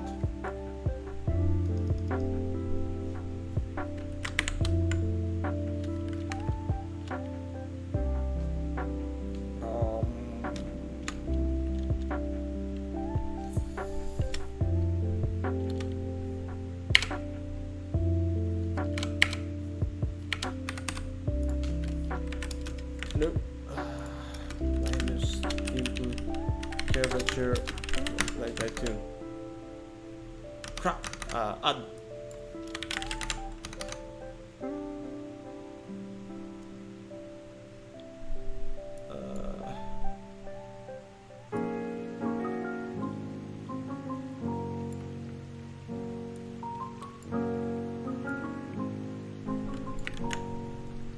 Almost.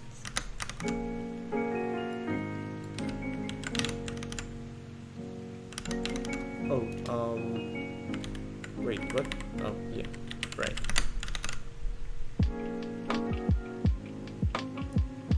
Oh, yeah, I just needed to actually add the curvature to the middle point. So there's no need for the offset too. So go to home and go to home. There we go.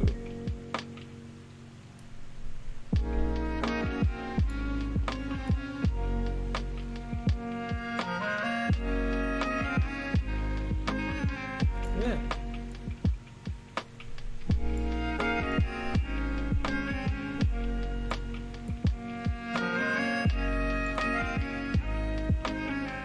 Yeah, is it close to the Adventure Time character?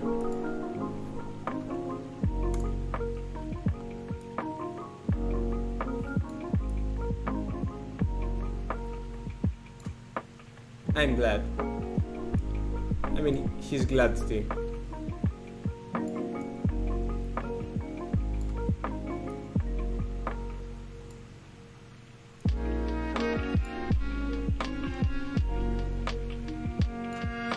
So yeah, now I can actually, you know, do this.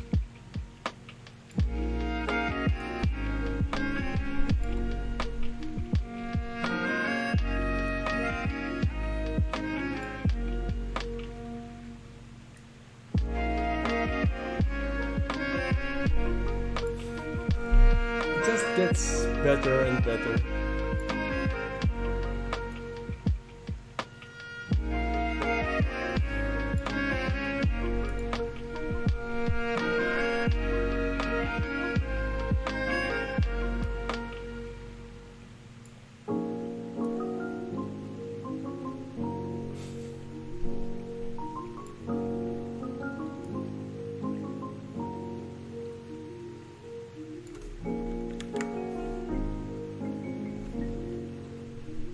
Oh yeah, that's true.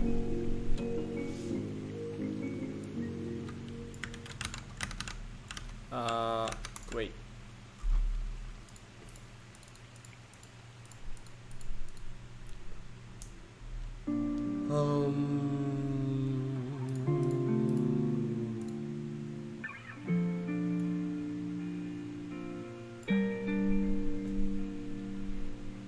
Yeah, probably can. And I mean, there's more to explore with this. I should probably add like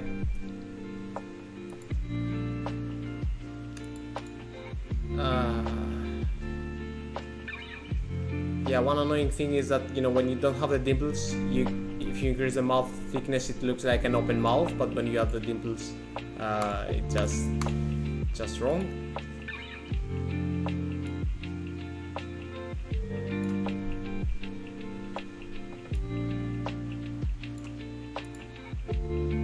but the dimples just make everything better.